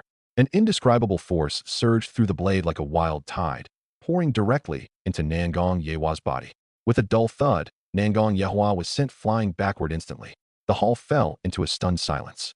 Every person wore a look of shock, struggling to understand how Nangong Mingyue, who had just entered the Earth Profound realm, could so dominantly suppress a Tianyuan realm opponent. This level of foundation and combat power was nothing short of terrifying. Nangong Mingyue. Nangong Yehua's roar ripped through the tower. She flew back to the center of the room, staring fixedly at her rival. Her eyes were clouded by surging rage. Her previously serene aura had turned violent and erratic. The spiritual energy in her body boiled over, and even her ice-cold path of heartlessness seemed to turn scalding and savage. It was clear that Nangong Yehua was losing her mind. She could accept failure, and she could accept losing the throne, but she could not accept losing to Nangong Mingyue. Most of all, she could not accept being swatted away in a single move. To her, Nangong Mingyue was just a lowly girl from a remote border. If Princess Zixuan had not brought her back, and if her fiancé Jiang Xuan had not funded her, she would still be a common village girl with no skills to her name. How could a slave who relied on men surpass her? You deserve to die. You must die. Nangong Yehua hissed and growled. She held her jade-green sword horizontally and drew the blade across her left palm. Droplets of essence blood poured into the sword. She was performing a blood sacrifice to unleash the full power of the blade as a true god weapon. This weapon had been lent to her by her master as a trump card for this challenge. She had assumed that with a true god weapon and her own strength, success was guaranteed. Now, she realized that only the weapon could help her kill Nangong Mingyue. As her essence blood drained, Nangong Yehua's face turned deathly pale. However, the aura of the jade sword grew increasingly powerful and sharp. Within moments, cold sword intent filled every corner of the Taiming Tower. The pressure from the weapon caused the faces of the onlookers to change. They were shocked and confused. They were shocked that a Tianyuan realm cultivator held a true god weapon, considering that even some false gods did not possess one. They were confused because the woman seemed to have gone insane. Who would choose to perform a blood sacrifice on such a weapon? True, this method would allow her to manifest the weapon's full power and easily kill Nangong Mingyue, but what was the point? Even if she won, the loss of so much essence blood would permanently damage her foundation. Even divine pills would struggle to heal such a wound. It would take decades or even centuries to recover. To a genius, such a delay meant the end of their path. Nangong Yehua was essentially throwing away her future. Was it worth it just to kill her rival? The crowd wondered, but Nangong Yehua offered no answers. Even she could no longer tell if she was doing this for the throne or for her own inextinguishable jealousy. She would never admit she was jealous. She only knew that Nangong Mingyue had stolen everything that belonged to her. A true god weapon. Nangong Mingyue narrowed her eyes, a hint of confusion passing through them. Had Nangong Yehua truly gone mad? She had been restrained until now. When she challenged the other godlings and saintesses, she never dealt a lethal blow. Tonight would have been the same, despite the public provocation. As long as the emperor had not made a truly foolish decision, the great Gan and the Nangong family had treated her well enough, and she intended to return that kindness with restraint. But now, do you truly wish for death? Nangong Mingyue shook her head with a touch of helplessness. A true god weapon will not save you. As she spoke, Nangong Mingyue's right palm turned upward to reveal an object. A terrifying aura began to grow, instantly eclipsing the sword intent of the weapon in Nangong Yehua's hand. It was another true god weapon. The audience was stunned once again. Nangong Mingyue had one too. She hadn't even taken the throne yet. Had the great Gan already bestowed such a treasure upon her? Was the dynasty truly this wealthy?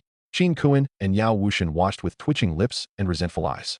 Despite their strength and the unfathomable depths of their own families, they had not been granted true god weapons to carry. As the hazy regulations of the weapon cleared, the true form of the treasure in Nangong Mingyue's palm appeared before everyone. It was a jade comb. Chapter 346, Astonishing Foundation. The true god weapon gifted by Jiang Xuan was not something she used often. She had only unleashed its power once before at the Yuhing ruins to instantly kill Zhao Tianpeng of the Zhao family. Since arriving at the Great Gan Immortal Dynasty to cultivate in the ancestral lands of the Nangong family, the situation had shifted rapidly. Her own strength had improved so quickly that she assumed she would no longer need to rely on such an external force. After all, leaning too heavily on a weapon that far surpassed her own realm could hinder her personal growth. However, she had not expected Nangong Yehua to be so intent on seeking her own destruction. Nangong Mingyue activated the jade comb. A gentle, jade-like glow flowed out like moonlight. The terrifying aura and great Dao laws within the item remained highly restrained, like a violent undercurrent hidden beneath the surface of a calm lake. Holding the comb, she brushed it downward toward Nangong Yehua. A hum resonated through the air. The Taiming Tower fell into an indescribable state of stagnation. It felt as though time and space were being gripped by a massive hand, leaving everyone present with a jarring sense of dislocation. In the next breath, the laws shattered and space splintered into orderly black strips. It looked as if a precise cutting tool had divided the void into equal segments. A strange sense of deathly silence swept over the room, forcing the guests to retreat in panic. Many geniuses instinctively activated their protective divine abilities to shield themselves from the fallout. What kind of true god weapon is that? Even without being fully activated, how can it possess such terrifying power? The young talents were shaken. They could not understand it. Nangong Yehua had sacrificed her essence blood to fully unleash her weapon, yet it felt as though the item in Nangong Mingyu's hand was significantly stronger. Nangong Mingyue had only just reached the Earth Profound realm. It should have been impossible for her to wield a true god weapon with such efficiency. Could there really be such a vast difference in quality between two weapons of the same rank? Impossible. Nangong Yehua realized something was wrong. Her eyes widened in a mixture of rage and disbelief. How can you possibly exert the full power of a true god weapon? I do not believe it. With a hysterical roar, Nangong Yehua gripped her jade sword with both hands. She poured her spiritual energy, her path of heartlessness, and every scrap of power she possessed into the blade before swinging it upward against Mingyu's strike. As the sword moved, it summoned a blizzard that froze the interior of the tower. The temperature plummeted as if they were in the heart of a polar winter. Many of the onlookers trembled uncontrollably. Even the stray energy from the cold was enough to affect their physical bodies. Nangong Mingyue stood at the center of this absolute frost. One wrong move, and she would be turned into a statue of ice. But the danger of Nangong Yehua's desperate strike went deeper. True god weapons were positioned above Dao artifacts, and were often referred to as quasi-saint artifacts. They were the standard equipment for true gods and false gods primarily because they contained the power of the great Dao. This power was something only a true god could truly master.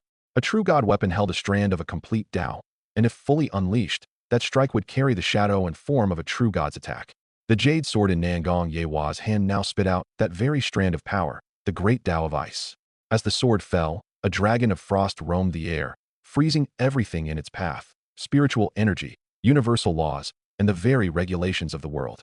It was a state of absolute cold, radiating a heart-stopping blue light. Under the influence of the Dao of ice, the swirling blizzard grew until it formed 1,000 blades, swirling around Nangong Mingyue in a lethal executioner's circle. As expected of a true god weapon, at full power, its strength can destroy heaven and earth. The crowd watched in awe and envy. They knew that if they possessed such a weapon, they could stand undefeated among their peers. Nangong Yehua has sacrificed her blood to draw out the power of the Dao. Unless Nangong Mingyue does the same, she is in trouble. On the sidelines, Lu Fengqi, a descendant of a saint from the ancient human race, analyzed the situation calmly. Kong Chunyi, the leader of the Confucian Hall, nodded in agreement. However, Kuan Wu, the reincarnation of a deity, saw things differently. With the vision of his past life, he stared at Nangong Mingyue with a confused murmur.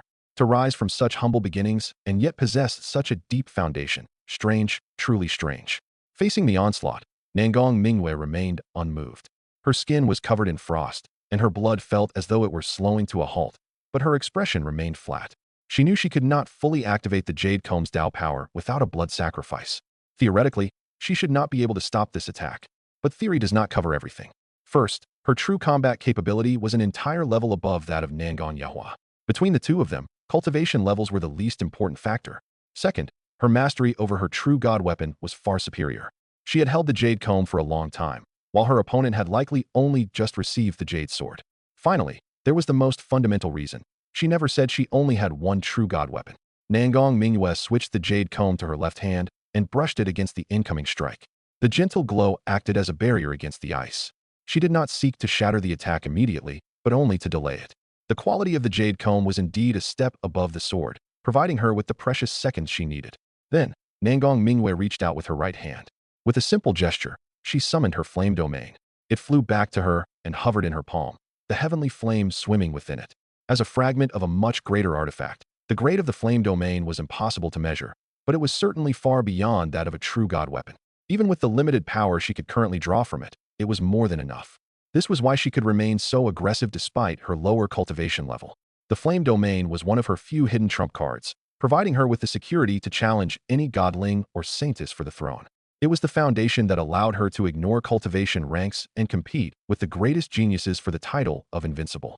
Chapter 347, A Battle Without Fear. At that moment, the air hummed. Nangong Mingyue erupted with the radiance of divine flames. The golden red robes she wore shimmered, casting her as a queen emerging from a sea of fire. She looked regal and magnificent, exuding a cold elegance and an overbearing, disdainful aura. Pushed to this point, she could no longer hold back. She had to unleash her Nirvana Phoenix body. As her physique fully activated, the crisp cry of a phoenix echoed through the Taiming Tower. With the power of her Nirvana Phoenix body, she fueled the flame domain. The heavenly flame, which had long since fused with her being, moved in perfect sync with the domain. Without hesitation, Nangong Mingyue flipped her palm and pressed the flame domain downward.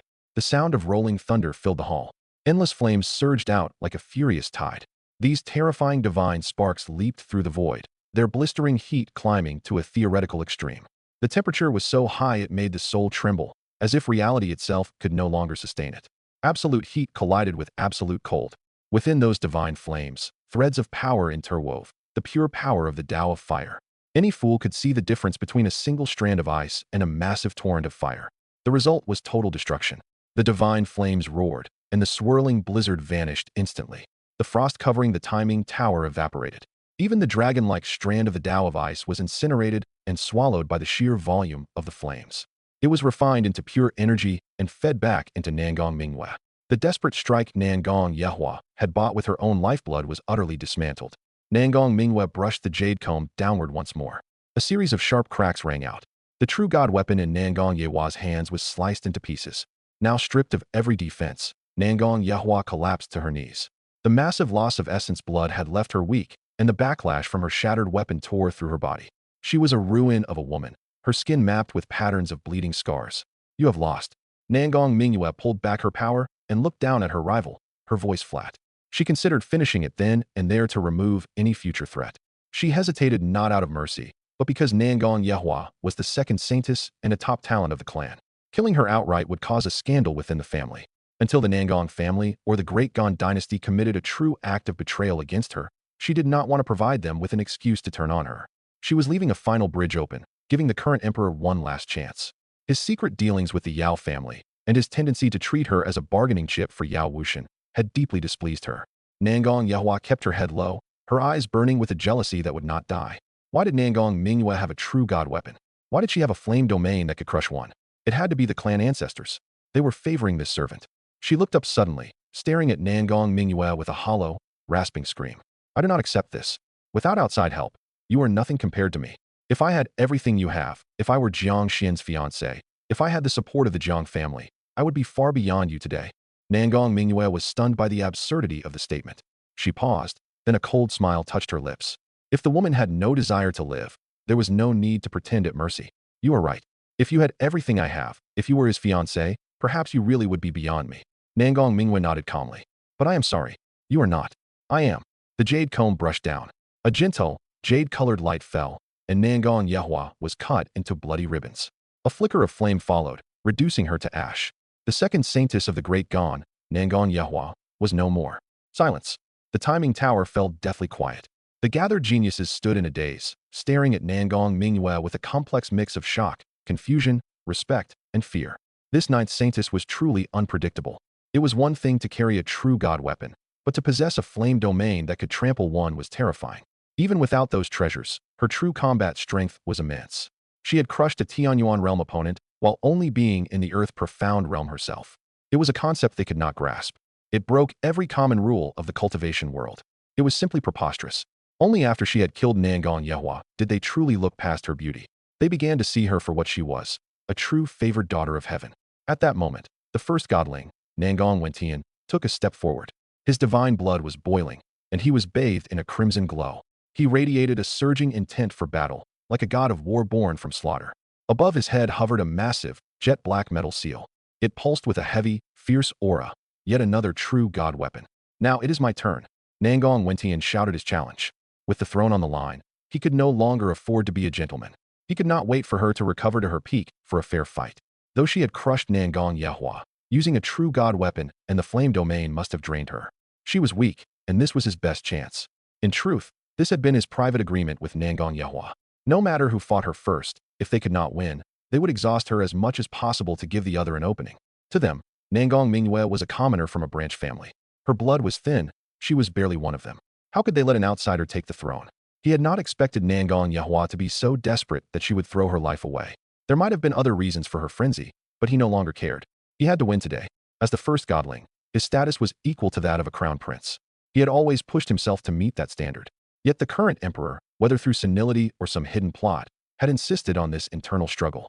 It had turned the prosperous Great Gan and the harmonious Nangong family into a breeding ground for schemes and betrayal.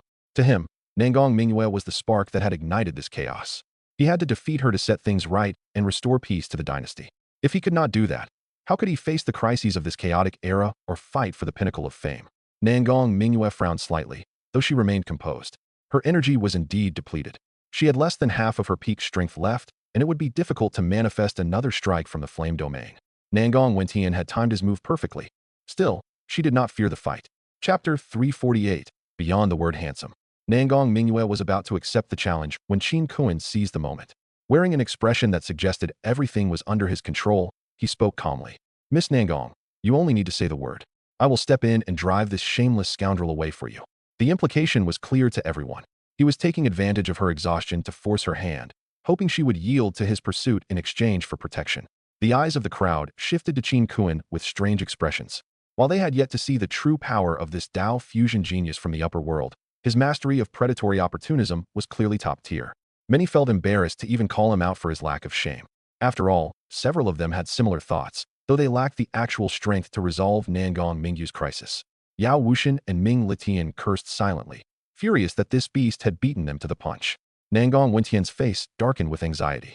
If Nangong Mingyue actually accepted the help, his hopes for the throne would vanish.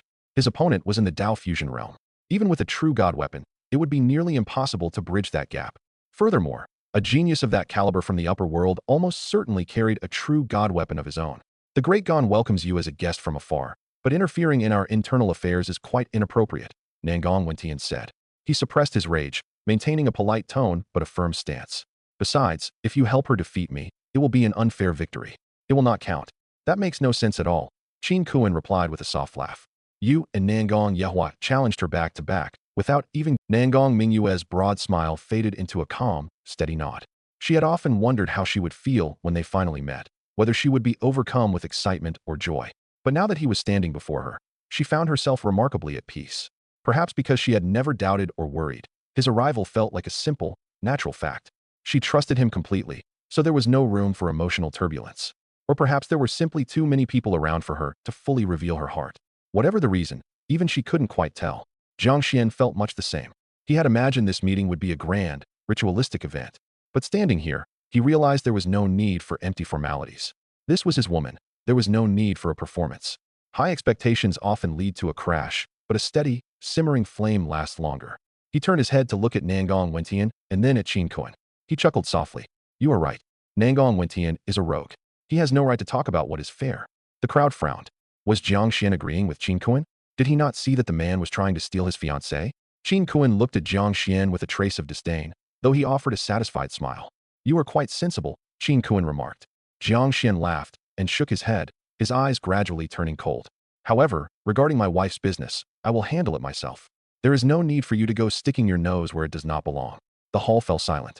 Then, smiles of anticipation spread among the guests. Information suggested that Jiang Xuan was unpredictable. On the surface, he seemed cautious, yet his methods were ruthless and brutal. He was known for wiping out entire lineages of ancestors at the slightest provocation. They had wondered if he would bow to Qin Kun, but it seemed they had overthought it. If he bowed, he wouldn't be Jiang Xuan. Though most had never met this genius of the Jiang family, they had heard plenty about his cunning and lethal style. Still, looking at his cultivation, he seemed to have only recently entered the Tianyuan realm. Could he truly hold his own against Qin Kun? Qin Kun's face turned icy as his anger flared. You seek death? Jiang Xuan let out a snort and waved his hand dismissively. Let's skip the empty threats. If you need a lesson, wait to the side. I have to handle my wife's business first. Nangong Mingyue remained calm, though a faint blush touched her cheeks. Jiang Xuan's casual use of the word wife had stirred a trace of shyness in her heart. Jiang Xuan turned his attention to Nangong Wentian. I will fight this battle on her behalf. You cannot call that unfair, can you? Nangong Wentian's eyes narrowed, but he did not argue. He had used that logic against Qin Kun because he knew he stood no chance against a Dao Fusion expert. But against Jiang Xuan, who was also in the Tianyuan realm, he saw an opportunity. Despite Jiang Xuan's fame and background, Wentian believed those were just external factors. He refused to believe he was truly weaker than this man. Furthermore, he possessed a true god weapon granted by his ancestor. He doubted Jiang Xuan had anything to match it. Nangong Wentian activated the large metal seal hovering above his head. The terrifying pressure of a true god weapon radiated through the air. He offered a cold smile. If you wish to fight in her place, so be it. This seal is part of my own strength, so using it is perfectly within the rules. However, I have only recently mastered it. If I happen to kill you by mistake, do not regret your choice. Chapter 349. Who dares compare treasures with me? Jiang Xuan let out a strange smile and nodded. Help yourself. Qin Kun saw this and suppressed his inner rage. He set aside the thought of killing Jiang Xuan personally and stepped back to give the two fighters space. If he struck Jiang Xuan down now, he would surely offend Nangong Minghua. That would ruin his chances of pursuing her. It was far better to let Nangong Wentian handle it. With a true god weapon in hand against another heaven element realm cultivator, it would be an absolute slaughter. And yet, a shadow of doubt crossed Qin Kun's eyes. He felt a deep sense of confusion. How could a place as barren as Xintian give him the impression that everyone was carrying true god weapons? It made no sense. Even in the prosperous Kunlun Domain, where spiritual energy was dense and resources were abundant, true god weapons were exceptionally rare. Even for someone of his status, obtaining one required immense contributions to the Qin family. But today alone, first there was Nangong Yehua, then Nangong Minghua, and now even Nangong Wentian all had true god weapons protecting them. They must be fighting for the throne. Their respective ancestors probably brought out their hidden treasures. Qin Kun speculated silently.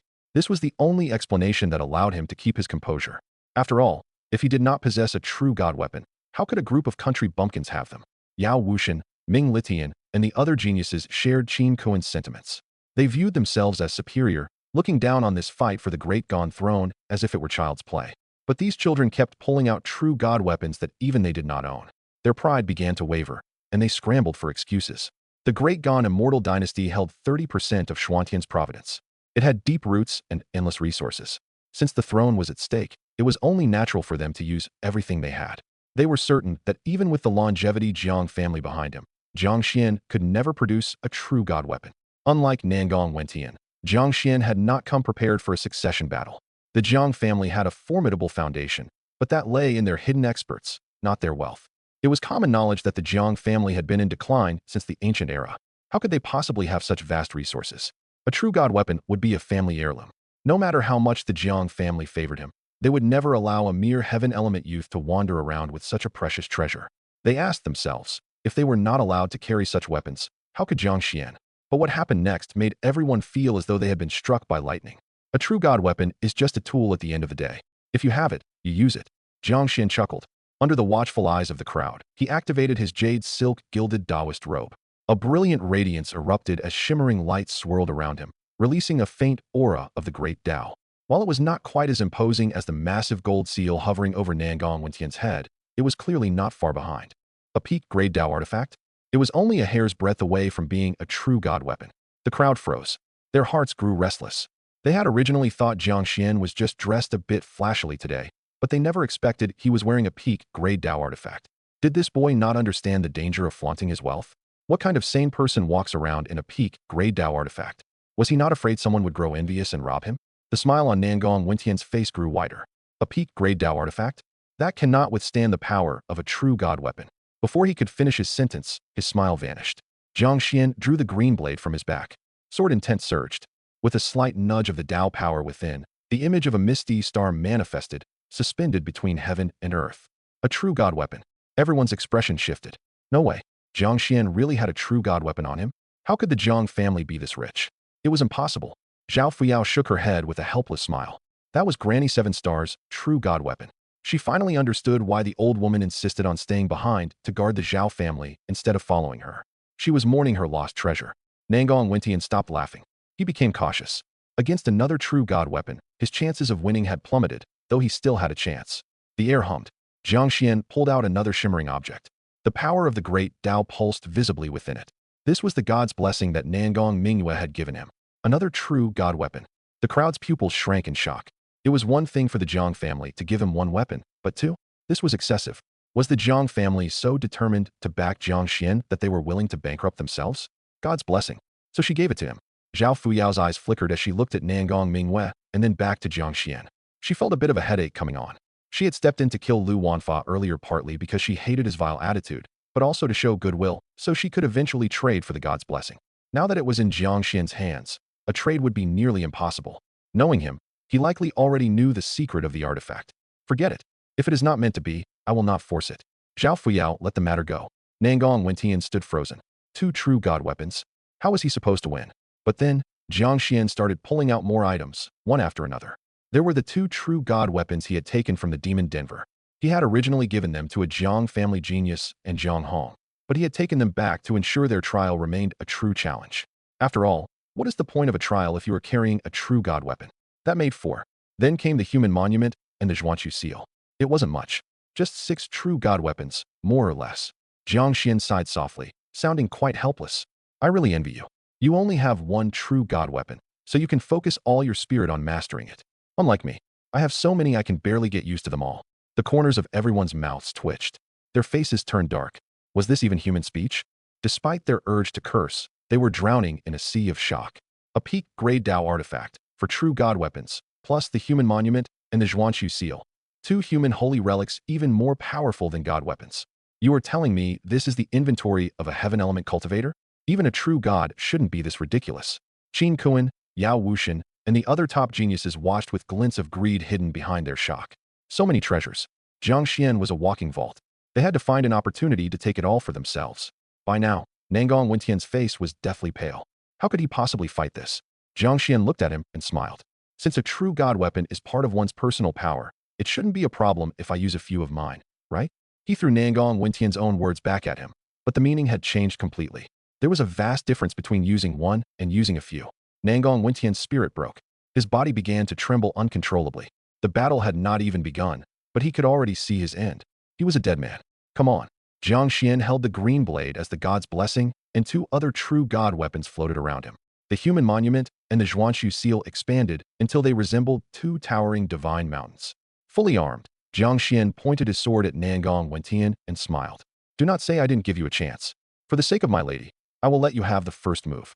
Chapter 350. Who is unconvinced? Nangong Wentian's expression shifted rapidly. After a long moment of hesitation, his eyes finally hardened. He had no path of retreat. Even if death was certain, he had to fight. He could not simply hand over the throne he had pursued for half his life to Nangong Minghua. Furthermore, he reasoned that Jiang Xuan could not possibly have mastered so many treasures. Jiang Xuan was only in the heaven element realm. How many of those 6 artifacts could he truly control at once? His own chances of victory were slim, but that did not mean he was completely without hope. Nangong Wentian activated his metal seal. Terrifying waves of energy from the true god weapon surged forth like a rising tide. Come, Nangong Wentian roared. Jiang Xuan smiled with genuine interest. You have some courage. I will grant your wish. With the blue blade in hand, Sharp's sword intent pulsed. His sword domain, which had reached the middle stage, instantly blanketed the entire Taiming Tower. The sharpness was unspeakable, sending shivers down the spines of everyone present. The middle stage of a Dao domain. The spectators' eyes twitched in shock. How had he achieved this? Mastering a domain usually granted the qualification to break into the Dao Fusion realm, but that did not mean every heaven element genius could do it. To reach the middle stage was unheard of. In fact, even Qin Kun, who was already in the Dao Fusion realm, had only mastered a domain at the primary stage. Nangong Wentian felt as if a bucket of cold water had been poured over him. His hard-won fighting spirit vanished once more. His mouth twitched as he spoke bitterly. I concede. If it had just been a matter of being overwhelmed by the number of true god weapons, he might have gambled on Jiang Xuan's lack of spiritual energy to sustain them.